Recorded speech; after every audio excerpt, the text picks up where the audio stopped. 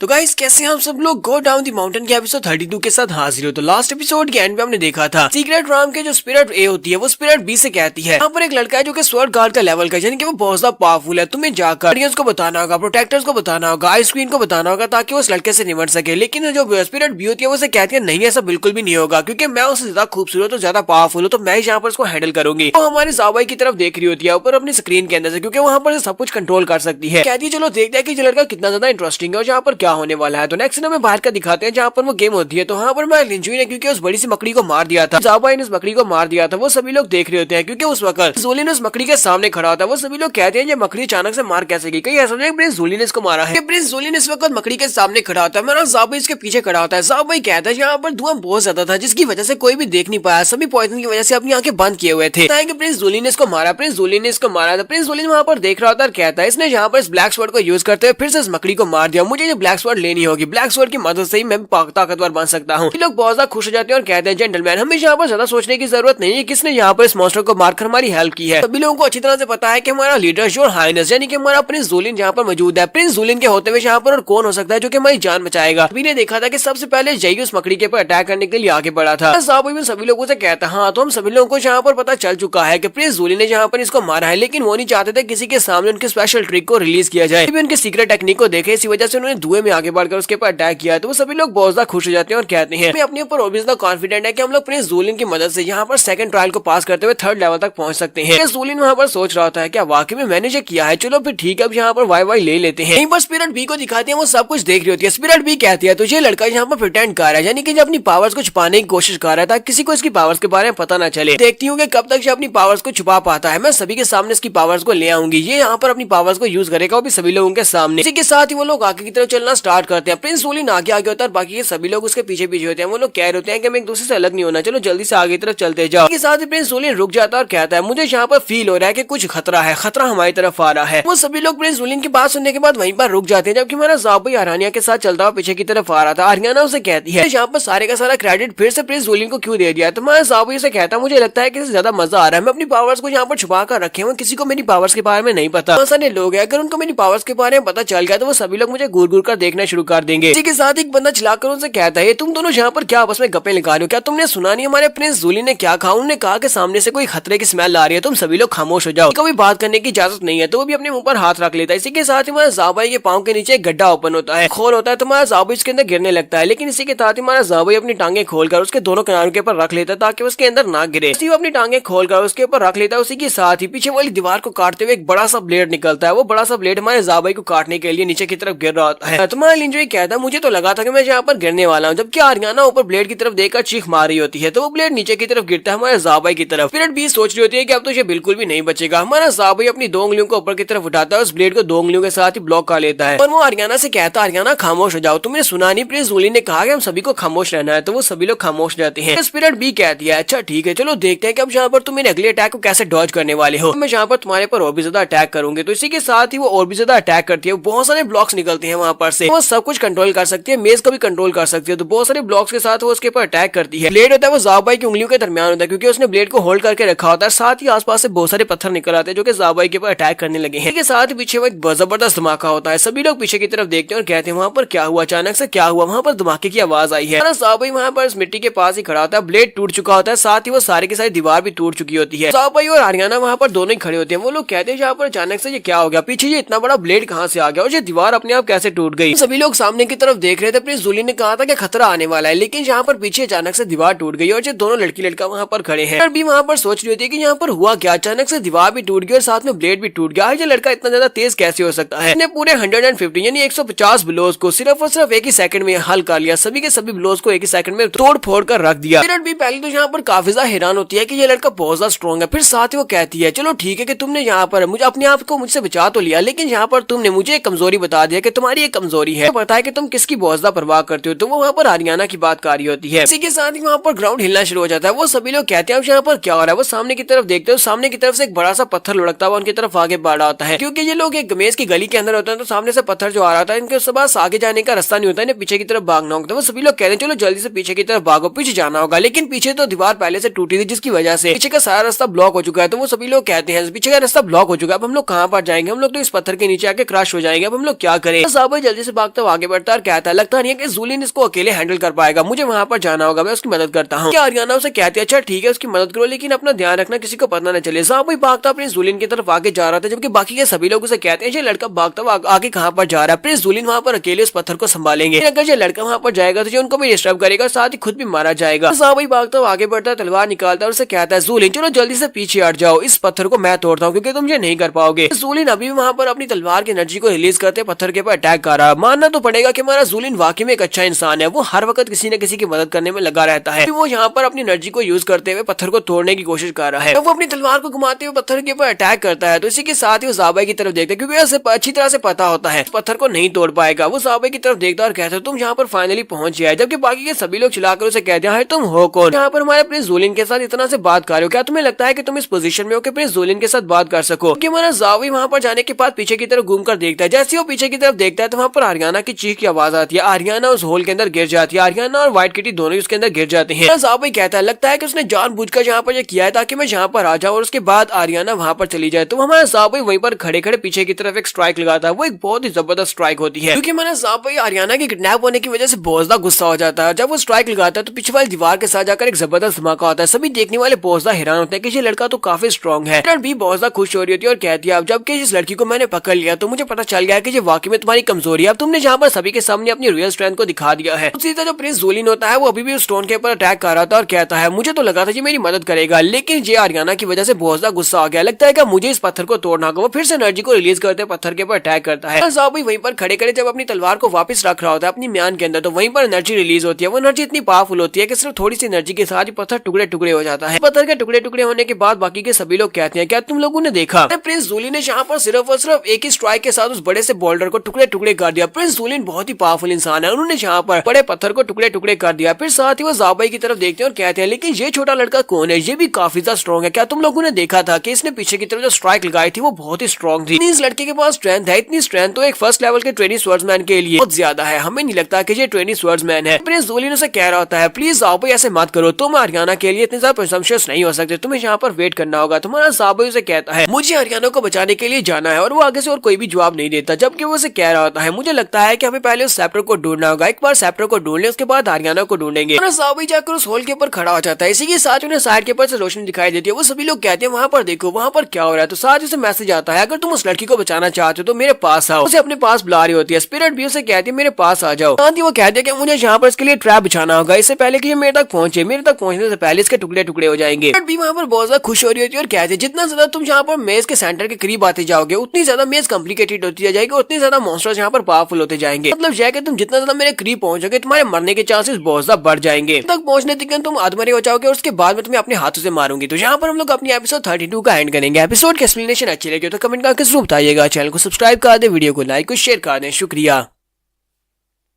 तो गाइस कैसे हैं आप सब लोग। गो डाउन द माउंटेन के एपिसोड 33 के साथ हाजिर हो। तो लास्ट एपिसोड के एंड पे हमने देखा था कि स्पिरिट भी हमारे ज़ाबई को अपनी तरफ बुलाती है क्योंकि उसने आरियाना को किडनैप कर लिया और उसे कहता है तुम आरियाना को बचाना चाहते हो तो तुम्हें मेरे पास आना होगा। और साथ ही वो सोच रही होती है जितना ज्यादा ये मेरे करीब आएगा, सेंटर के करीब आता जाएगा, ज्यादा यहाँ पर रास्ते में मॉन्स्टर पावरफुल होते जाएंगे, यानी कि मेरे तक पहुंचने तक ये बहुत ज्यादा कमजोर हो जाएगा और उसके बाद फाइनल ब्लो देके मैं इसको मारूंगा। ज़ाबई वहीं पर खड़े खड़े साइड के ऊपर घूर कर देखता है जहाँ पर उसका कैमरा होता है। वो एक माइक्रो पार्टिकल, एक माइक्रो नैनो ऑर्गेनिज्म होता है जो कि कैमरा की तरह काम करता है। देखकर स्पिरिट भी बहुत घबरा जाती है और कहती है ऐसा कैसे हो सकता है, इस लड़के ने मेरे मॉनिटरिंग बीस्ट को कैसे ढूंढ लिया, कहीं ये कोई मजाक तो नहीं है। तुम्हारा साहब इसके मॉनिटरिंग बीस्ट की तरफ देख रहा था। मॉनिटरिंग बीस्ट एक बहुत ही छोटा सा माइक्रो ऑर्गेनिज्म होता है जिसकी एक आंख होती है, दो पंख भी होते हैं। तो वहाँ पर सामने उड़ रहा होता है। वो कहती है ये एक बहुत ही यूनिक स्पीशीज है, यूनिक स्पीशीज है कि जूलियन कॉन्टिनेंट के ऊपर कोई भी इसको देख नहीं सकता, यानी कि आम आंख के साथ इसको कोई भी नहीं देख सकता। वहीं पर सामने एक मक्खी उड़ रही होती है। तुम्हारा साहब सामने की तरफ एक बहुत ही बारीक स्ट्राइक लगाता है, इतनी बारीक स्ट्राइक होती है कि वो मक्खी को काटते हुए आगे जाकर उसके बीस्ट को भी काट देती है, दोनों के बेचारे के टुकड़े हो जाते हैं। देखने के बाद स्पिरिट बी के होश उड़ जाते हैं। वो कहती है ऐसा बिल्कुल भी नहीं हो सकता, ऐसा बिल्कुल भी नहीं हो सकता, ये लड़का इतनी बारीक स्ट्राइक कैसे लगा सकता है कि इसने माइक्रो पार्टिकल को भी यहाँ पर दो टुकड़े कर दिया। माइक्रो पार्टिकल जो कि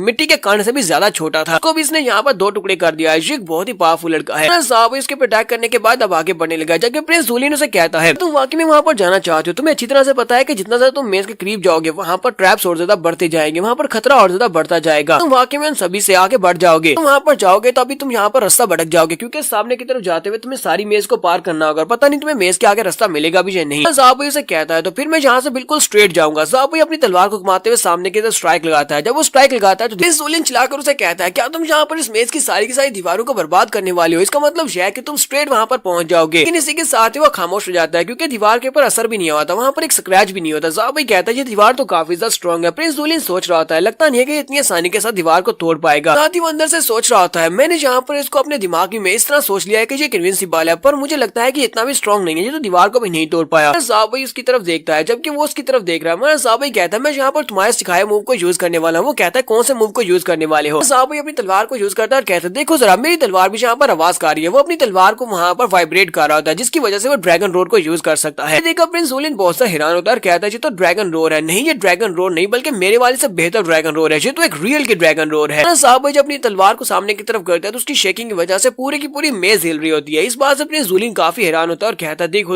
उसके पास असली का ड्रैगन रिलीज हो रहा है। ड्रैगन रोड बिल्कुल रियल वाली है। तुम्हारा ज़ाबुई अपनी तलवार में वाइब्रेशन क्रिएट करने के बाद अब सामने की तरफ स्ट्राइक लगाता है, क्योंकि वाइब्रेशन होने की वजह से हम लोग यहाँ पर किसी भी पावरफुल चीज को भी तोड़ सकते हैं। वाइब्रेशन वाली जो स्ट्राइक होती है वो सामने वाली दीवार पर पड़ती है तो दीवार के अंदर होल हो जाता है। इस दीवार के साथ होल होने के साथ साथ आगे उसके आगे उससे आगे उससे आगे उससे आगे जहाँ तक सेंटर होता है, जहाँ तक वो स्पिरिट बी का सेंटर होता है, वहाँ तक सब कुछ रास्ते में से क्लियर हो जाता है। वहाँ पर एक होल बन जाता है, दीवारों के अंदर रास्ता बन जाता है। तुम्हारा ज़ाबुई कहता है, लो मैंने कर दिया। जूलियन बाकी के सभी लोग से देखकर बहुत ज्यादा हैरान होते हैं, जबकि मॉन्स्टर जो के रास्ते में खड़े होते हैं वो मॉन्स्टर कुछ इंसानों को खा रहे होते हैं। जैसे वो फायर उनके साथ टकराती है तो वो सभी लोग वहीं पर जल जाते हैं। प्रिंस एस्ट्रिक की इस टीम को भी दिखाते हैं। प्रिंस एस्ट्रिक पीछे पीछे होता है और बाकी के सभी लोग आगे आगे भाग रहे होते हैं। सभी लोग उसे कह रहे होते हैं, यंग मास्टर एस्ट्रिक प्लीज हमें बचा ले, जबकि एस्ट्रिक उन सभी लोगों से कह रहा होता है कि प्लीज मुझको, मुझे भी यहाँ पर आने दो। एस्ट्रिक जैसी भागता हुआ थोड़ा सा आगे बढ़ता है, उसी वक्त फायर उसके करीब से गुजरती है और फायर के साथ वो मॉन्स्टर जलकर खाक हो जाता है। जबकि सभी लोग पीछे की तरफ देखते हैं और कहते हैं, यहाँ पर क्या हुआ? क्या प्रिंस एस्ट्रिक ने यहाँ पर इस मॉन्स्टर को मारा है? मॉन्स्टर अचानक से कहाँ पर चला गया? तो प्रिंस एस्ट्रिक उन सभी लोगों से कहता है कि तुम लोग कुछ ज्यादा तेज भागते हो, अगर तुम लोग पीछे की तरफ देखते हो तो मैं ये सीन दिखाई देता, तुम लोगों ने सीन को मिस कर दिया। सभी लोग बहुत ज्यादा खुश हो जाते हैं और कहते हैं, क्या वाकई में यहाँ पर ये कुछ हुआ था? ज़ाबुई कहता है, चलो शुक्र है कि मैंने यहाँ पर सारी दीवारें तोड़ दी, सामने मुझे दिखाई दे रहा है, वहाँ पर मुझे जाना है। तो ज़ाबुई कहता है, मैं आगे जा रहा हूँ। वो उसे कहता है, तुम्हारा बहुत बहुत शुक्रिया जूलियन, तुमने मुझे एक बहुत ही अच्छी ट्रिक सिखाई थी, ये वाली ट्रिक के लिए मैं तुम्हें बहुत ज्यादा थैंक यू बोलता हूँ। जूलियन उसे कहता है, अच्छा ठीक है, तुम्हारा बहुत बहुत वेलकम। साथ ही वो कह रहा था, मैंने तो तुम्हें ट्रिक सिखाई नहीं, तुमने खुद ही सीख लिया। तो ज़ाबुई भागता हुआ अंदर चला जाता है ताकि वो सीधा वहाँ पर चला जाए स्पिरिट बी के पास। जूलियन उसे कहता है, यहाँ पर रुको, मैं भी तुम्हारे पीछे आता हूँ, क्योंकि वो ब्लैक स्वॉर्ड लेना चाहता है। इसी वजह से वो कहता है, मैं ज़ाबुई के पीछे जा रहा हूँ। भागता हुआ ज़ाबुई के पीछे चला जाता है, जबकि बाकी के सभी लोग सोच रहे थे अब हम लोग क्या करें। वो दोनों तो यहाँ से चले गए और दोनों ही काफी ज्यादा स्ट्रॉन्ग है। उनसे कहता है, मैं सेंटर के करीब कभी नहीं जाऊंगा, क्योंकि सेंटर के करीब तो बहुत ज्यादा खतरा होने वाला है, वहाँ पर बहुत ही पावरफुल मॉन्स्टर्स होंगे। हम लोग यहीं पर रुके और सोल सेप्टर को ढूंढने की कोशिश करें। तीसरा उसे कहता है, मुझे भी लगता है कि हमें यहाँ पर सोल सेप्टर को ढूंढना चाहिए या फिर किसी खजाने को ढूंढना चाहिए। इसी के साथ ही वहाँ पर एक मॉन्स्टर अपीयर होता है। वो लोग उस मॉन्स्टर को देखकर बहुत ज्यादा डर जाते हैं और भागते हुए कहते हैं, नहीं हमें सेंटर के करीब जाना है, उन दोनों के साथ चलते हैं। हमें प्रिंस जूलियन और साथ में लॉर्ड जी ज़ाओबाई उन दोनों के साथ जाना होगा, क्योंकि वो दोनों बहुत ज्यादा पावरफुल है, जहाँ पर सिर्फ वही दोनों हमें बचा सकते हैं। स्पिरिट बी देखकर बहुत ज्यादा हैरान हो रही थी कि इसने दीवार के अंदर होल बना दिया और सीधे सीधा मेरी तरफ ही आ रहे हैं। भी लोग उनके साथ आगे की तरफ भागते हुए आ रहे होते हैं और कहते हैं, चलो जल्दी से ज़ाओबाई की मदद करते हैं, आरियाना को बचाने के लिए, वो उस लड़की को बचाने के लिए जा रहे हैं। बीबी जो देखने के बाद काफी हैरान हो रही होती है और कहती है, यूलैंड कॉन्टिनेंट के सभी लोग दिखने में तो अलग अलग दिखाई देते हैं, लेकिन यहाँ पर ये सभी लोग लड़की को बचाने के लिए इकट्ठे हो चुके हैं। ये सभी लोग मेरे पर अटैक करने के लिए यहाँ पर आ रहे हैं। वजह से तो उस बुढ़ी घुसट ने कहा था कि मुझे यहाँ पर प्रोटेक्टर को बुलाना चाहिए। साथ ही वो गुस्से के साथ कह दिया, नहीं मैं कभी भी उस कमीनी वाइस क्वीन को यहाँ पर नहीं बुलाने वाली, ये मिशन तो मैं ही पूरा करूंगी। वो अपनी पावर्स को रिलीज करती है और कहती है, मुझे यहाँ पर इनके लिए और ज्यादा हर्डल्स क्रिएट करनी होंगी। साथ ही वो सभी मॉन्स्टर्स को ऑर्डर देती है और कहती है, सभी के सभी मॉन्स्टर्स मेरे ऑर्डर को सुनो, अपने जितने भी काम है सभी छोड़कर सभी को सेंटर के करीब पहुंचना होगा। सेंटर के करीब दुश्मन पहुंच रहा है, तुम्हें वहां पर आकर दुश्मन पर अटैक करना होगा। तो सभी मॉन्स्टर वहां पर जितने भी लोग होते हैं उनको छोड़कर पीछे की तरफ भाग जाते हैं। ये लोग भी काफी हैरान होते हैं और कहते हैं, ये अचानक से क्या हुआ, ये सभी मॉन्स्टर यहाँ पर से फायर छोड़कर पीछे क्यों चले गए हैं। जबकि स्पिरिट बी खुद भी वहां पर ऊपर चली आती है, जहाँ पर उसने आरियाना को चेन्स के अंदर बांध रखा होता है। वो स्पिरिट चेन होती है जिसके अंदर उसने आरियाना को बांधा होता है। वो वहां पर आने के बाद कहती है, मैं यहाँ पर सारे मजे को अपनी आंखों से देखना चाहती हूँ, मैं इस सब को तो बिल्कुल भी नहीं कर सकती, इसी वजह से मैं यहाँ पर खुद रहूंगी। बी कहती है, मुझे अभी तक इस बात की समझ नहीं आ रही कि वो लड़का इतना ज्यादा स्ट्रॉन्ग कैसे हो गया। यूलैंड कॉन्टिनेंट के ऊपर इतना पावरफुल तो कोई भी नहीं है। ये बात काफी ज्यादा इंटरेस्टिंग लगती है। साथ ही वो कहती है, मुझे लगता है कि थोड़ी देर में वो लड़का जब यहाँ पर पहुंच जाएगा उसके बाद मैं उसकी बॉडी को स्टडी कर सकती हूँ, काफी ज्यादा मजा आएगा। हमारा ज़ाओबाई उन सभी की टीम में सबसे आगे होता है। वो रास्ते में जितने मॉन्स्टर्स आते हैं वो सभी को मारते हुए आगे की तरफ बढ़ता जाता है, जबकि बाकी सभी लोग उसके पीछे पीछे आगे की तरफ बढ़े होते हैं। लेकिन देख रहा होता है और कहता है, रास्ते में बहुत ही पावरफुल मॉन्स्टर्स आ रहे हैं, लेकिन ये सिर्फ और सिर्फ एक ही स्ट्राइक के साथ सभी मॉन्स्टर्स को काटता जा रहा है। इसकी ब्लैक स्वॉर्ड तो बहुत ज्यादा पावरफुल है। स्वॉर्ड अगर ये मेरे हाथ चढ़ जाती है तो मैं बहुत ज्यादा पावरफुल बन जाऊंगा। तो बाकी सभी लोगों से कहते हैं, तुम सभी लोग तेज तेज आगे बढ़ो।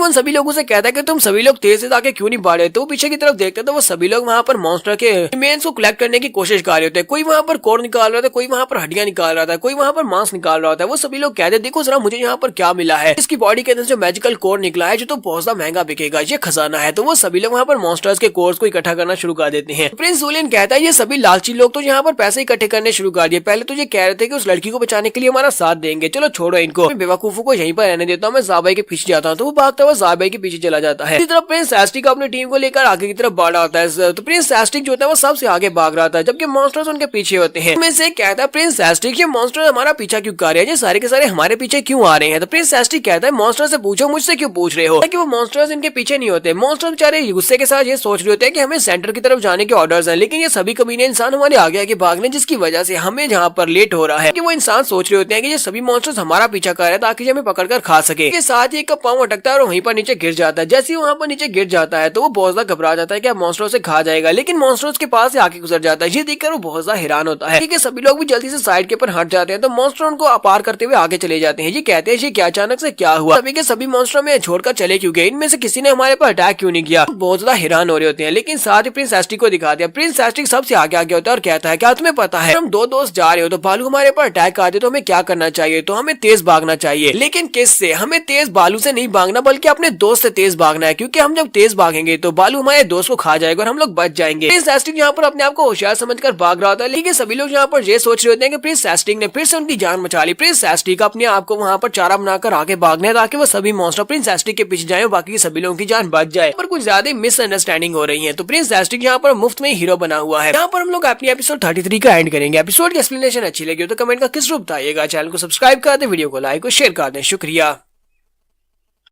तो गाइस कैसे आप सब लोग गो डाउन दी माउंटेन के एपिसोड 34 के साथ हाजिर हो। तो लास्ट एपिसोड के एंड पे हमने देखा था एस्टिक सभी से आगे भाग रहा था और कहता है कि दो दोस्त अगर जंगल में फंस जाए, उनके पीछे कोई मॉन्स्टर लग जाए तो बचने का राज ये होता है कि हमें अपने दोस्त से ज्यादा तेज भागना है। हम लोग अपने दोस्त से ज्यादा तेज भागेंगे तो वो मॉन्स्टर दोस्त को खाने में टाइम वेस्ट करेगा, जिसकी वजह से हम लोग बचकर निकल जाएंगे। तो वो तो यहाँ पर बाकी के सभी से आगे भाग रहा था, लेकिन वो सारे मॉन्स्टर क्योंकि नियर सेंटर की तरफ जा रहे थे, इसी वजह से वो उसके पीछे होते हैं। तो वो ये देखकर बहुत ज्यादा घबरा जाता है कि ये सारे तो मेरे पीछे ही आ रहे हैं। सामने पोर्टल होता है, यहाँ पर वो जगह होती है जहाँ पर सेंटर होता है, जहाँ पर व्यू से मिलने वाली है, जहाँ पर हमारा ज़ाबाई और प्रिंस जूलियन भी होंगे। जल्दी से भागता हुआ कहता है कि तो मैं पहुंच गया, बस मैं वहाँ पर पहुंच गया हूँ। ठीक है, सभी लोगों को अपनी जान दांव पर लगानी पड़ी, वो भी एक प्रिंस एस्टिक को बचाने के लिए, क्योंकि मैं एक प्रिंस हूँ, मेरे लिए सभी लोग अपनी जान जरूर देंगे। तो वो भागता हुआ जल्दी से अंदर जाने लगा है। चिल्लाकर कहता है कि मैं यहाँ पर सबसे पहले जाने वाला हूँ, प्लीज दोस्तों मुझे माफ कर देना। बाकी ये सभी लोग जो कि पीछे खड़े थे, सभी लोग अब रोना शुरू कर देते हैं और कहते हैं हमारे प्रिंस एस्टिक जरा देखो मास्टर एस्टिक कितने ज्यादा महान इंसान है। वो यहाँ पर हमें कहने हैं कि वो पहले मरने वाले हैं, सभी को छोड़कर वो आगे चले गए हैं ताकि वो हम सभी लोगों को बचा सके। हमें बचाने के लिए उन्होंने अपनी जान की बाजी लगा दी और मॉन्स्टर्स को लेकर आगे चले गए कि हम सभी लोग बच पाए। मास्टर एस्टिक वाकई में बहुत ही महान इंसान है। उनमें से आधे खुश हो रहे होते हैं और आधे रो रहे होते हैं कि मास्टर एस्टिक ने उनकी जान बचा ली, मास्टर ऐसे खुद मरने वाले हैं। यहीं पर मेन रूम के दरवाजे के बाहर दिखाते हैं कि बड़ा सा बियर मॉन्स्टर दरवाजे को ब्लॉक करके खड़ा होता है। तो उसी वक्त उसकी बॉडी के ऊपर एक क्रॉस इफेक्ट लगता है, जिसकी वजह से हमारा ज़ाबाई इसको काट कर 2 हिस्सों में काट देता है और उसके बाद अंदर आ जाता है। ज़ाबाई अंदर आने के बाद सामने की तरफ देखता है, सामने आरियाना होती है। आरियाना को एक स्पिरिट चेंज के अंदर बांधा गया होता है और उसके सामने स्पिरिट भी होती है। वो उसे कहती है फाइनली लड़के तुम यहाँ पर आ ही गए हो। के साथ ही वो उसे कहती है तुम फाइनली यहाँ पर आ ही गए हो, तो अगर तुम अपनी लड़की को बचाना चाहते हो तुम्हें यहाँ पर, जैसे वो यहाँ पर कोई कंडीशन रखने लगती है, हमारा ज़ाबाई इसके पास जाकर उसे एक जबरदस्त पंच मारता है। इसी पंच के साथ स्पिरिट बीज होती है, उड़ती हुई ऊपर वाली दीवार के साथ टकराती है और जहाँ ग्राउंड के ऊपर धड़ाम से गिरती है। प्रिंस जूलियन भी भागना वहाँ पर आ जाता है और उसे कहता है ज़ाबाई मैं तुम्हारी हेल्प करता हूँ, मुझे बताओ कि वहाँ पर मेन बॉस कहाँ पर है। प्रिंस जूलियन जैसे वहाँ पर आता है देखकर काफी हैरान होता है और कहता है ये क्या, यहाँ पर तो कोई भी मॉन्स्टर नहीं है, मुझे लगा था कि यहाँ पर कोई ना कोई बॉस मॉन्स्टर होगा। ज़ाबाई अपनी तलवार को घुमाते हुए उन स्पिरिट चेंज के ऊपर अटैक करता है, लेकिन उस स्पिरिट चेंज को तोड़ नहीं पाता। ये देखने के बाद स्पिरिट भी फिर से उठकर खड़ी हो जाती है और उसे कहती है बेवकूफ लड़के कहेंगे, क्या तुम्हें लगता है कि तुम यहाँ पर सीक्रेट रोब्स को इतनी आसानी के साथ तोड़ सकते हो। इन सीक्रेट रोब्स को यहाँ की नोबल स्पिरिट जो कि स्पिरिट बी की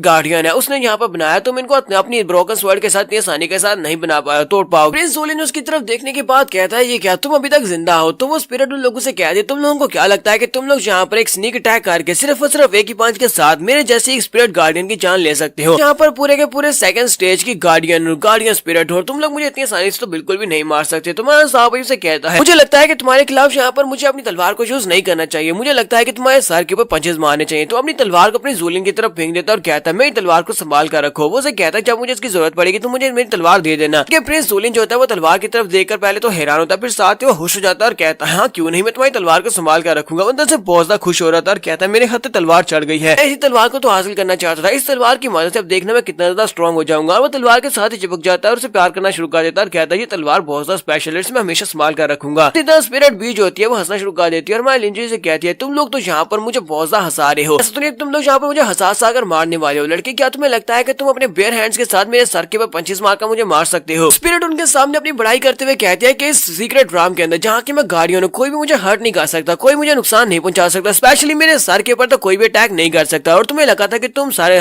मेरे सर के ऊपर पंचेस मार सकते हो। के साथ उन्हें साइड के ऊपर से चिल्लाने की आवाज आती है। वो लोग साइड के ऊपर देखते हैं कि अब कौन आ रहा है। वहाँ पर ओपनिंग की तरफ सभी लोग देखते हैं। वहाँ पर से प्रिंस एस्ट्रिक भागता हुआ आ रहा था, वो चिल्लाता हुआ भागता हुआ अंदर की तरफ आ रहा था, बेचारा रो रहा था और नाक भी बह रही होती है। कहता है ये क्या है, यहाँ पर मैं अकेला रह चुका हूँ, पीछे तो कोई भी नहीं, सभी ने मुझे अकेला छोड़ दिया। तो जैसे वो भागता हुआ अंदर आता है हमारा साहब कहता है ये तो वही है प्रिंस एस्ट्रिक। प्रिंस एस्ट्रिक जैसी ओपनिंग से अंदर एंटर होता है, अंदर एंटर होने के बाद सामने की तरफ देखता और कहता है ये तो वही लड़का ज़ॉब भाई और उसके साथ आरियाना है। आरियाना के सामने एक जबरदस्त एंट्री मारनी होगी, मैं यहाँ पर नर्वस नहीं हो सकता। तो वहीं पर भागते भागते एक स्पेशल शेप देता है, अपने आप को फ्लिप करने लगा है। तो वो कहता है कि मुझे यहीं पर से फ्लिप करते हुए एक जबरदस्त हीरो वाली एंट्री मारनी होगी। इसके साथ ही वो कहता है कि मुझे अच्छी तरह से पता है कि कैसे मुझे करना है। वो ऊपर की तरफ जंप करता है, इसी के साथ अपनी बॉडी को कहता है 2 बार रोल करना है और उसके बाद नीचे लैंडिंग करनी है। जैसे ऊपर की तरफ जंप करने के बाद 2 बार रोल करने के बाद जब नीचे की तरफ लैंडिंग करने लगता है उस वक्त उसका सर नीचे की तरफ होता है और उसका सर सीधा जाकर स्पिरिट के सर के साथ टकराता है। यहीं पर दूसरी तरफ हमें थर्ड लेवल का सीन भी दिखाते हैं। थर्ड लेवल के ऊपर इवल लॉर्ड 1 जो होता है गार्डियन स्पिरिट आइस क्वीन को बता रहा था। वो से कहता है क्या तुम्हें पता है कि यहाँ की सिचुएशन क्या है? पर 3 टॉप नॉच के प्लेयर्स आ चुके हैं, वो तीनों प्लेयर्स बहुत ही पावरफुल है और तीनों के पास स्पेशल पावर्स हैं। आइस क्वीन उसकी बातें सुनने के बाद सोच रही थी कि हमारे लॉर्ड ने यहाँ पर 2 पोर्टल्स को सेटअप किया था टेस्ट देने वालों के लिए, लेकिन उस लड़के ने वहाँ पर उस पोर्टल को जबरदस्ती ओपन कर दिया और उसके बाद वहाँ पर उसके पीछे पीछे एक और लड़का घुस गया। मुझे लगता है कि ये तीनों ही लड़के बहुत ज्यादा स्पेशल है। इसी के साथ ही उसे कहते चलो मैं यहाँ पर तुम्हें दिखाती हूँ कि सेकंड राउंड के अंदर क्या हो रहा है। तो वो कहती है सेकंड राउंड के जो गार्डियन बी है वो एक बहुत ही पावरफुल गार्डियन है, उसको हराना इतना भी आसान नहीं है। वहाँ पर उसके सामने वीडियो को ऑन करती है। वीडियो को ऑन करने के साथ उसे दूसरी राउंड का सीन दिखाया जाता है जहाँ पर एस्ट्रिक फ्लिप करते हुए सीधा उसका सर जाकर स्पिरिट बी के सर के साथ टकराता है। तो स्पिरिट बी के जो कोर होता है वो उसके सर के अंदर होता है। हालांकि प्रिंस एस्ट्रिक को इस बारे में कुछ भी नहीं पता, लेकिन आइस क्वीन ये देखने के बाद बहुत ज्यादा हैरान होती है और कहती है ऐसा कैसे हो सकता है, एक बद्दी शक्ल वाला इंसान सर के साथ स्पिरिट बी की कोर को इतनी बुरी तरह से नुकसान कैसे पहुंचा सकता है? कि ये लड़का वाकई में एक बहुत बड़ा मास्टर है लेकिन अपनी पावर्स को छुपा रहा है। एस्ट्रिक बेचारा उसके साथ अपना सर टकराने के बाद जोर जोर से चिल्ला रहा था और साथ ही रोना शुरू कर देता और कहता है कमीनी कहेंगी तुम यहाँ पर कहाँ से आ गई हो, मेरी वजह से मेरे सर में चोट लगी और मेरी हीरो वाली लैंडिंग भी यहाँ पर कैंसिल हो गई है। इसके साथ ही हमारा ज़ाबोई पीछे से निकलता है और आस्ता इसकी आवाज में से कहता है यही वो मास्टर जो कि पूरे की पूरी मेज को कंट्रोल करती है, यानी कि ये सेकंड राउंड की स्पिरिट गार्डियन है। सुनने के बाद प्रिंस एस्ट्रिक बेचारा चिल्लाकर कहता है क्या तुमने अभी भी यहाँ पर क्या कहा? वो स्पिरिट बी से कहता है क्या तुम्हारा सर ठीक है, कहीं मैंने तुम्हें जोर से तो नहीं मार दिया? स्पिरिट गार्डियन भी काफी ज्यादा गुस्सा हो जाती है और कहती है तुमने वाकई में बहुत ही अच्छी चाल चली, तुमने मेरे पास स्नीक अटैक किया, इसी वजह से अब मैं यहाँ पर बहुत ज्यादा गुस्सा हो चुकी हूँ। चलो देखते हैं कि तुम लोग मेरे हाथों से कैसे बच पाते हो। और इसी के साथ ही वो यहाँ पर वेकनिंग पावर्स को यूज करती है जिसकी वजह से आसमान के ऊपर बहुत सारी तलवारें बन जाती हैं और सभी तलवारों के साथ इनके ऊपर अटैक करने लगी है। प्रिंस एस्ट्रिक के ऊपर सारी की सारी तलवारें फेंक देती है। प्रिंस एस्ट्रिक बड़ी स्पीड से भागता हुआ पीछे की तरफ हमारे ज़ाबा की तरफ आगे बढ़ता है क्योंकि स्पिरिट वहाँ पर सोच रही होती है सर बुरी तरह से चकरा रहा है जिसकी वजह से मैं अपने निशाने को भी कंट्रोल नहीं कर पा रही और इस पिद्दी से भद्दी शक्ल वाले लड़के को नहीं मार पा रही। दूसरी तरफ प्रिंस ज़ोलिन को दिखाते हैं कि अपनी तलवार को लेकर आगे की तरफ बढ़ रहा था और कहता जबकि मुझे मेरी तलवार मिल चुकी है, ब्लैक स्वॉर्ड मेरे पास है, तो चलो यहाँ से निकलते हैं। प्रिंस एस्ट्रिक जैसे वहाँ जाने लगता है उसके सामने बहुत सारे बियर मॉन्स्टर्स खड़े होते हैं, वो एक दीवार बनाकर खड़े होते हैं। हमारा जो प्रिंस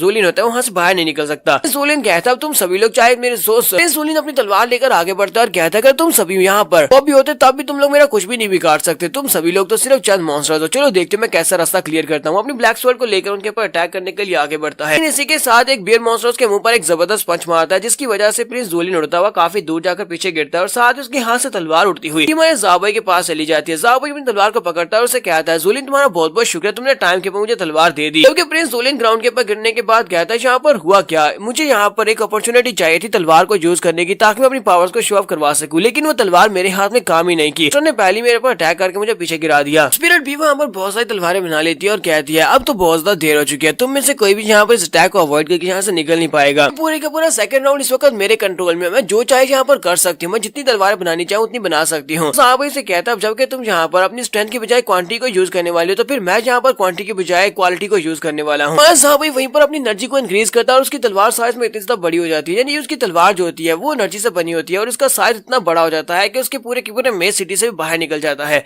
के बाद वो भी काफी ज्यादा हैरान हो जाती है और कहती है हमारे पास एक बहुत ही बड़ी तलवार है, लेकिन बड़ी तलवार होने का मतलब ये नहीं है कि ये बहुत ज्यादा पावरफुल है, मुझे हरा भी पाए। मेरी तरफ देखो मेरे पास क्या है। उसके पास एक तरफ फायर की स्वर्ड्स होती है, दूसरी तरफ आइस की स्वर्ड्स होती है। वो कहती है कि मैं यहाँ पर फायर और आइस स्वर्ड्स के साथ एक फॉर्मेशन बना सकती हूँ और अपनी तलवारों के साथ हमारे ज़ाबोई के पास सेम टाइम के ऊपर अटैक करती है। हमारा ज़ाओ भाई अपनी तलवार को घुमाते हुए सामने की तरफ एक स्ट्राइक लगाता है। उसकी स्ट्राइक बहुत ज्यादा पावरफुल होती है, इतनी पावरफुल स्ट्राइक के साथ जबरदस्त प्रेशर निकलता है और सामने की तरफ जितनी भी तलवारें होती हैं स्पिरिट बी ने बनाई होती है वो सारी की सारी डिस्ट्रॉय हो जाती है। स्पिरिट बी भी इसके साथ एक जबरदस्त चीख मारती है और कहती है ऐसा नहीं हो सकता। साथ ही ग्राउंड के अंदर एक बहुत ही लंबी लकीर बन जाती है, यानी कि ग्राउंड के अंदर बहुत ही बड़ा गड्ढा बन जाता है जहां तक उसकी स्ट्राइक की पावर जाती है। यहाँ पर हम लोग अपने एपिसोड 34 का एंड करेंगे। एपिसोड की एक्सप्लेनेशन अच्छी लगी हो तो कमेंट करके जरूर बताइएगा। चैनल को सब्सक्राइब कर दे, वीडियो को लाइक और शेयर कर दे। शुक्रिया।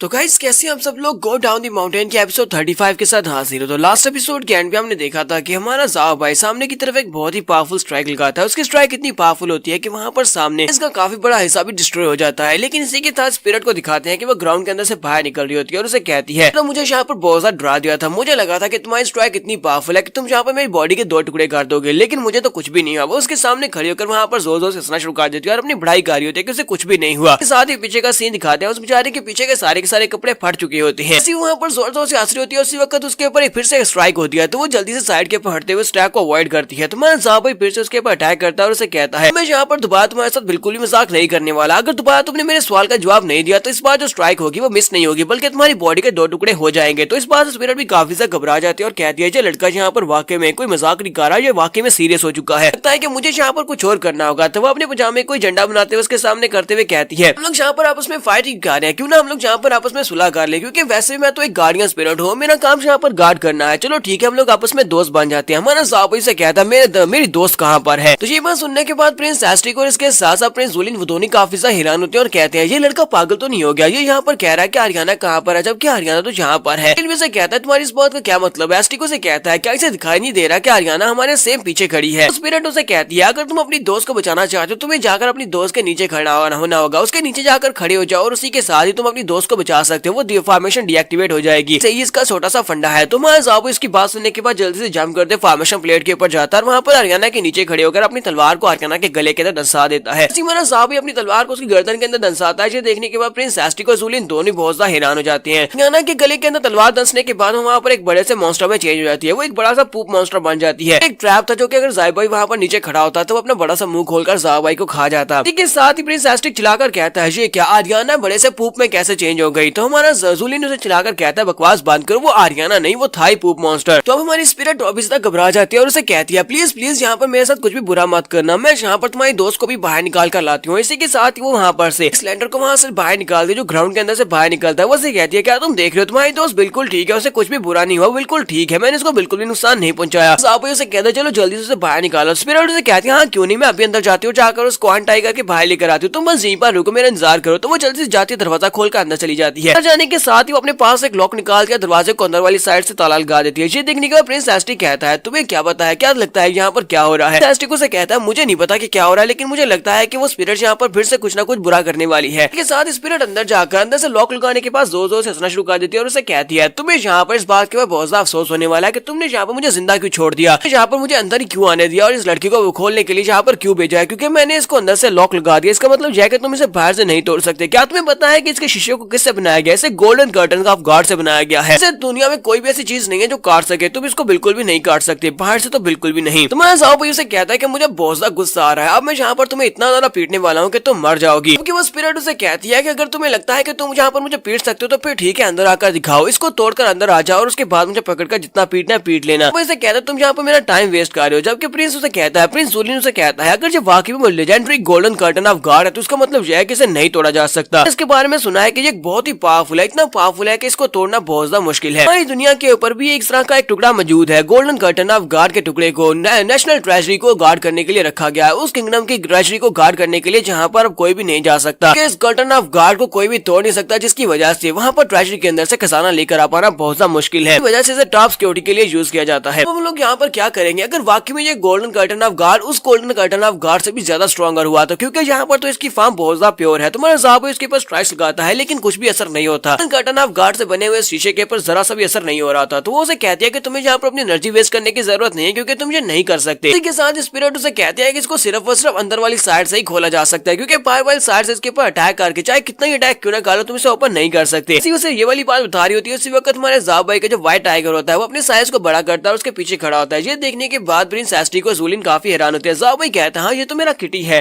किटी वहाँ पर अपने साइज को बड़ा करता है, वो काफी ज्यादा खुश होता है कि दोबारा उसे साइज बड़ा करने का मौका मिल रहा है। जबकि वो स्पिरिट जो होती है उन सभी के चेहरे देखकर कहती है तुम सभी लोग यहाँ पर मुझे ट्रिक देने की कोशिश कर रहे हो, तुम्हें लगता है कि मैं जल्दी से घबराकर पीछे की तरफ देखूंगी, मेरे पीछे कुछ भी नहीं है। साथ ही जब वो पीछे देखती है तो बेचारी बहुत ज्यादा घबरा जाती है क्योंकि उसी वक्त व्हाइट टाइगर उसके ऊपर अटैक करने लगा। वो चिल्लाकर कह दिया अब ये बड़ा सा बिल्ला कहाँ से आ गया। तुम्हारा व्हाइट टाइगर जो होता है उसके मुंह पर एक जबरदस्त पंच मारता है। इसी पंच के साथ नेक्स्ट सीन में दिखाते हैं लोग उस कर्टन का गार्ड से बाहर निकल आते हैं। बाहर निकलने के बाद अपने पास से सेप्टर निकालते हैं, उनके सामने करते हुए कह दिया प्लीज मुझे माफ कर दो, मैंने तुम्हें यहाँ पर ऑफेंड किया है, मैं तुम्हारे साथ दोस्त बनना चाहती हूँ, ये लो ये सेप्टर ऑफ किंग है, मदद से तुम लोग तीसरे लेवल तक जा सकते हो, तुम लोगों ने इस ट्रायल को पास कर लिया है। ना आगे बढ़ती हो जाकर उसकी गाल खींचते हुए कहती है इसका मतलब यह है कि ये सेप्टर ऑफ किंग ये तुम्हारे पास छुपा हुआ था, तुमने इसको अपने पास रखा हुआ था और बाकी ये सभी लोगों को मेज के अंदर भेज दिया ताकि वो लोग वहाँ पर जाकर सेप्टर को ढूंढे। सेप्टर वहाँ पर था ही नहीं। इसका मतलब यही है कि तुम हम सभी लोगों को वहाँ पर मेज के अंदर मरवाना चाहती थी। स्पिरिट यहाँ पर अपनी जान बचाने के लिए उन सभी के सामने अपने खजाने का ढेर लगा देती है और कहती है ये लो ये ट्रेजर है, मैंने अपनी सारी जिंदगी में यहाँ पर बहुत सारा खजाना इकट्ठा किया, मुझे खजाना इकट्ठा करने का शौक था, तुम इनमें से जो भी खजाना लेना चाहो तुम वो ले सकते हो, तुम सभी लोगों के लिए इसके अंदर बहुत सारे गिफ्ट्स हैं। सभी लोग खजाना देखकर बहुत ज्यादा खुश हो जाते हैं। एस्ट्री कहता है क्या वाकई में ये सारे का सारा खजाना तुम्हारा है, इतना खजाना अगर हमें मिल जाए तो हम लोग बहुत ज्यादा अमीर हो जाएंगे। जबकि मैं ज़ाबी सोच रहा था क्या वाकई में हम लोग इसमें से जो चाहे वो ले सकते हैं। स्पिरिट उसे कहती है अगर तुम यहाँ पर इसको उठा सकते हो तो तुम सारे का सारा उठा सकते हो, तुम यहाँ से जितना उठा सकते हो उतना उठा लो, सारे का सारा खजाना तुम्हारा हुआ। वो अंदर से सोच रही होती है तुम लोगों की सारी जिंदगी लग जाएगी यहाँ पर तुम अपने नन्हे नन्हे छोटे छोटे हाथों के साथ कितने खजाना उठा लोगे, मुझे नहीं लगता कि तुम यहाँ पर एक या दो चीजों से ज्यादा उठा सकते हो, मेरे पास बहुत सारा खजाना है। ज़ाबी अपने हाथ के ऊपर लगे हुए ब्रेसलेट की तरफ देखता और कहता है लेकिन गार्ड ने मुझे ये ब्रेसलेट दिया था जो कि उसे एंशियंट सिटी से मिला था, तो मुझे लगता है कि अब इसे यूज करने का वक्त आ चुका है, मैंने इसको पहले कभी यूज नहीं किया, चलो देखते हैं कि इसको यूज कैसे करते हैं। उसके बाद लगे हुए बटन को दबाता है, जैसे वो बटन को दबाता है तो उसके अंदर से एनर्जी निकलना स्टार्ट होती है। वो एनर्जी जो होती है सामने की तरफ से सक कर रही होती है, सामने जितना खजाना पड़ा होता है वो सारे का सारा उड़ता हुआ स्टोरेज रिंग की तरफ आना स्टार्ट होता है और उसकी सारी स्टोरेज रिंग के अंदर स्टोर हो जाता है। जबकि स्पिरिट भागती हुई आगे बढ़ती है और कहती है रुक जाओ तुम लुटेरे कहीं के, तुम दिन दिहाड़े यहाँ पर मुझे लूट रहे हो, मैंने सिर्फ दो चार चीजें उठाने का कहा था। भागती हुई जैसे आगे बढ़ती है तो वो भी हमारे ज़ाबाई की स्पिरिट स्टोरेज रिंग के अंदर चली जाती है। लोग ये देखकर बहुत ज्यादा हैरान हो जाते हैं और कहते हैं ये क्या हुआ, यहाँ पर से तो खजाना भी चला गया और साथ में स्पिरिट भी चली गया, अब हम लोग क्या करेंगे। अब कुछ उठाने के बाद हमारा ज़ाबाई सभी की तरफ देखता है और कहता है लगता है कि इस ब्रेसलेट को इस्तेमाल करना इतना भी आसान नहीं है। तो वो सभी लोग गुस्से के साथ उसकी तरफ देख रहे होते हैं और कहते हैं यहाँ पर इतना सारा खजाना था, हमने यहाँ पर से एक भी चीज को नहीं उठाया और तुमने सारे का सारा ले लिया, सारे का सारा खजाना हमसे लूट लिया है। पर दूसरी तरफ का सीन दिखाते हैं जहाँ पर आइस क्वीन होती है। आइस क्वीन इन सभी को एनालाइज करने के बाद अपने नतीजे पर पहुंच दिया। आइस क्वीन प्रिंस एस्ट्री के बारे में बताती है और कहती है बंदा अपनी बहादुरी और डिटर्मिनेशन की वजह से बहुत ज्यादा स्ट्रॉन्ग है और बहुत ज्यादा डेंजरस भी है, क्योंकि ये अपनी जान को दांव पर लगाकर वहाँ पर स्पिरिट बी के सर के ऊपर हिट किया था, जिसकी वजह से उसके दोस्तों को उसके ऊपर एडवांटेज मिला। ये एक बंदा बहुत ज्यादा पावरफुल है, यानी कि इसकी हिम्मत की दाद देनी पड़ेगी। इस बंदे की डेथ डिफाइंग स्टाइल से बचना होगा क्योंकि ये किसी वक्त भी कोई भी फ्लिप कर मेरे सर के ऊपर डायरेक्ट अटैक कर सकता है। फिर साथ ही वो जूलिन की तरफ दिखाते और कहती है ये बंदा ये एक मैजेस्टिक हीरो की तरह है कि ये बहुत ज्यादा बहादुर है, अपनी तलवार लेकर आगे बढ़ता है और ऊपर से इसने वेपन टाइम के ऊपर ज़ाबाई के हाथ में दिया था। टाइम के ऊपर वो वेपन ज़ाबाई के हाथ में नहीं देता तो ज़ाबाई कभी भी स्पिरिट बी को नुकसान नहीं पहुंचा सकता था। इसका मतलब यह है कि हमें इससे बचना होगा। इसके पास अपनी स्टोरेज के अंदर जो वेपन है बहुत ज्यादा खतरनाक हो सकते हैं, पास और भी बहुत सारे वेपन हो सकते हैं। खास के ऊपर वो कहती है सबसे ज्यादा ये वाला बच्चा खतरनाक है जिसकी पावर्स अनइमेजिनेबल है। ये बच्चा दिखने में बहुत ज्यादा मासूम है लेकिन इसकी मास्टर प्लानिंग है, ये सारी की सारी प्लानिंग इसी की है और बाकी के दोनों दोस्त इसको यहाँ पर असिस्ट कर रहे हैं। ये लड़का बहुत ज्यादा समझदार है, इससे पहले से पता था कि वहाँ पर गोल्डन कर्टन ऑफ गार्ड को यूज किया जाएगा, इसी वजह से उसने लड़की के साथ अपने स्पिरिट बीस्ट को पहले से साइज में छोटा करके बेच दिया था। और जैसे उसने स्पिरिट बी ने अंदर से लॉक लगाया तो उसी वक्त व्हाइट टाइगर अंदर से साइज में बड़ा होकर उसने अंदर वाली साइड से कर्टन ऑफ गार्ड को खोल दिया। तो मतलब यह कि ये लड़का एक बहुत बड़ा मास्टरमाइंड है, तो मुझे बस इन तीनों से बचना होगा, बाकी के सभी लोग तो यहाँ पर मच्छर मक्खियों से ज्यादा कुछ भी नहीं है। वाइस क्वीन कहती है कि अब जबकि मैंने तुम्हें अच्छे से स्टडी कर लिया तो तुम सभी लोग यहाँ पर आ सकते हो और साथ ही उन सभी लोगों को वहाँ पर आने का इशारा करती है, यानी कि वहाँ पर वो सीक्रेट रूम को ओपन करने वाली है। ये सभी लोग तीसरे लेवल में पहुंच जाएंगे तो यहाँ पर हम लोग अपनी एपिसोड 35 का एंड करेंगे। एपिसोड की एक्सप्लेनेशन अच्छी लगी हो तो कमेंट करके जरूर बताइएगा, चैनल को सब्सक्राइब कर दे, वीडियो को लाइक और शेयर कर दें, शुक्रिया।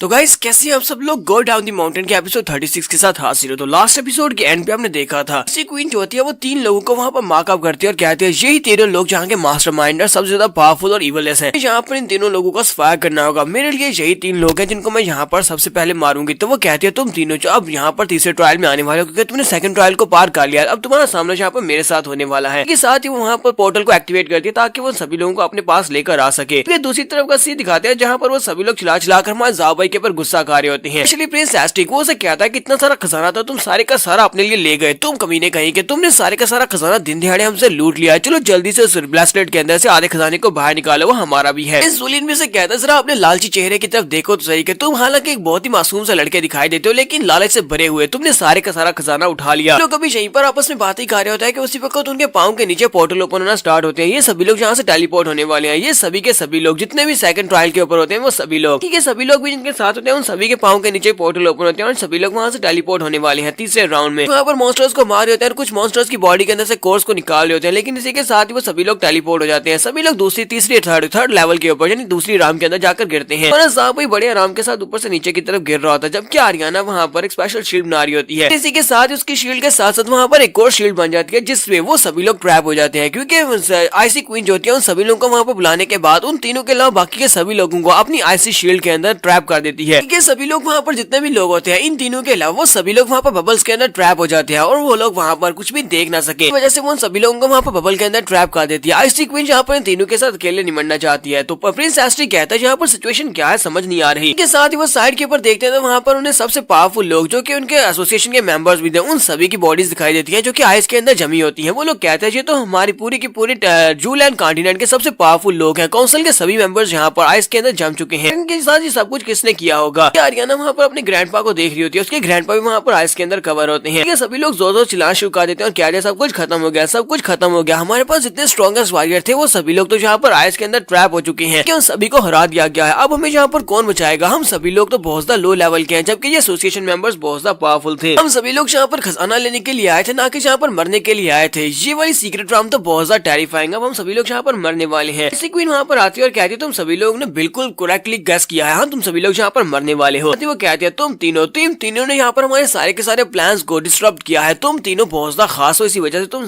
तीनों को यहाँ पर स्पेशल मौत दी जाएगी। अगर ये भी कहा जाए कि जूलैंड कॉन्टिनेंट में तुम तीनों सबसे ज्यादा स्ट्रॉन्गेस्ट हो, बाकी के सभी जितने भी यहाँ पर हायर कल्टीवेशन के लोग थे उन सभी में से सबसे ज्यादा स्ट्रॉन्ग तुम तीनों हो। बात गलत नहीं होगी, तुम सबसे ज्यादा स्ट्रॉन्ग लोग हो। तुम्हारा साहब उसे कहता है क्या तुम यहाँ की सीक्रेट राम की स्पिरिट हो। उसे कहता है चलो जल्दी से इन सभी लोगों को आजाद करो, इन सभी को जल्दी से जल्दी आजाद करो। तो फिर आईसी क्वीन आगे से हंसना शुरू कर देती है और कहती है, तो आईसी क्वीन उसे कहती है क्या तुम्हें लगता है कि तुम यहाँ पर मुझे बेवकूफ बना सकते हो, मैंने तुम्हारे कैरेक्टरिस्टिक्स को स्टडी किया है, तुम मासूमाना बातें करते हो जिससे सामने वाला बंदा अपने गार्ड्स को डाउन करता है और उसके बाद तुम उसके ऊपर अटैक करते हो। मैं तुम्हारी इस ट्रिक के अंदर बिल्कुल भी नहीं बसने वाली। जबकि आरियाना वहाँ पर सोच रही होती है, लगता है कि स्पिरिट ने यहाँ पर ज़ाबाई को गलत समझ लिया, उसे लगता है कि यहाँ पर नौटंकी कर रहा है, असल में ये है ही बहुत ज्यादा मासूम और इसी तरह की बातें करता है। आईसी क्वीन अपनी पावर्स को रिलीज करते हुए उन्हें अपने बारे में बताती है और कहती है मैं आइस स्पिरिट हूँ जो कि यहाँ पर स्पिरिट्स में से एक हूँ, यहाँ पर तुम लोग तीसरे राम और तीसरे राम की आइस स्पिरिट मैं हूँ, और अगर तुम जहाँ पर मुझे हरा देते हो तो मैं तुम सभी लोगों को आजाद कर दूंगी, तुम बाकी के सभी लोगों को भी लेकर जा सकते हो। लेकिन अगर तुम तीनों यहाँ पर हार जाते हो तो फिर तुम्हारे साथ साथ ये सभी लोग यहीं पर मरने वाले हैं। तो वो सभी लोग चिल्लाना शुरू कर देते हैं और कहते हैं हम लोग नहीं मरना चाहते, हम लोग मरना नहीं चाहते। कह रहे होते हैं आइस स्पिरिट मास्टर बिंगलिंग प्लीज हमें जाने दे,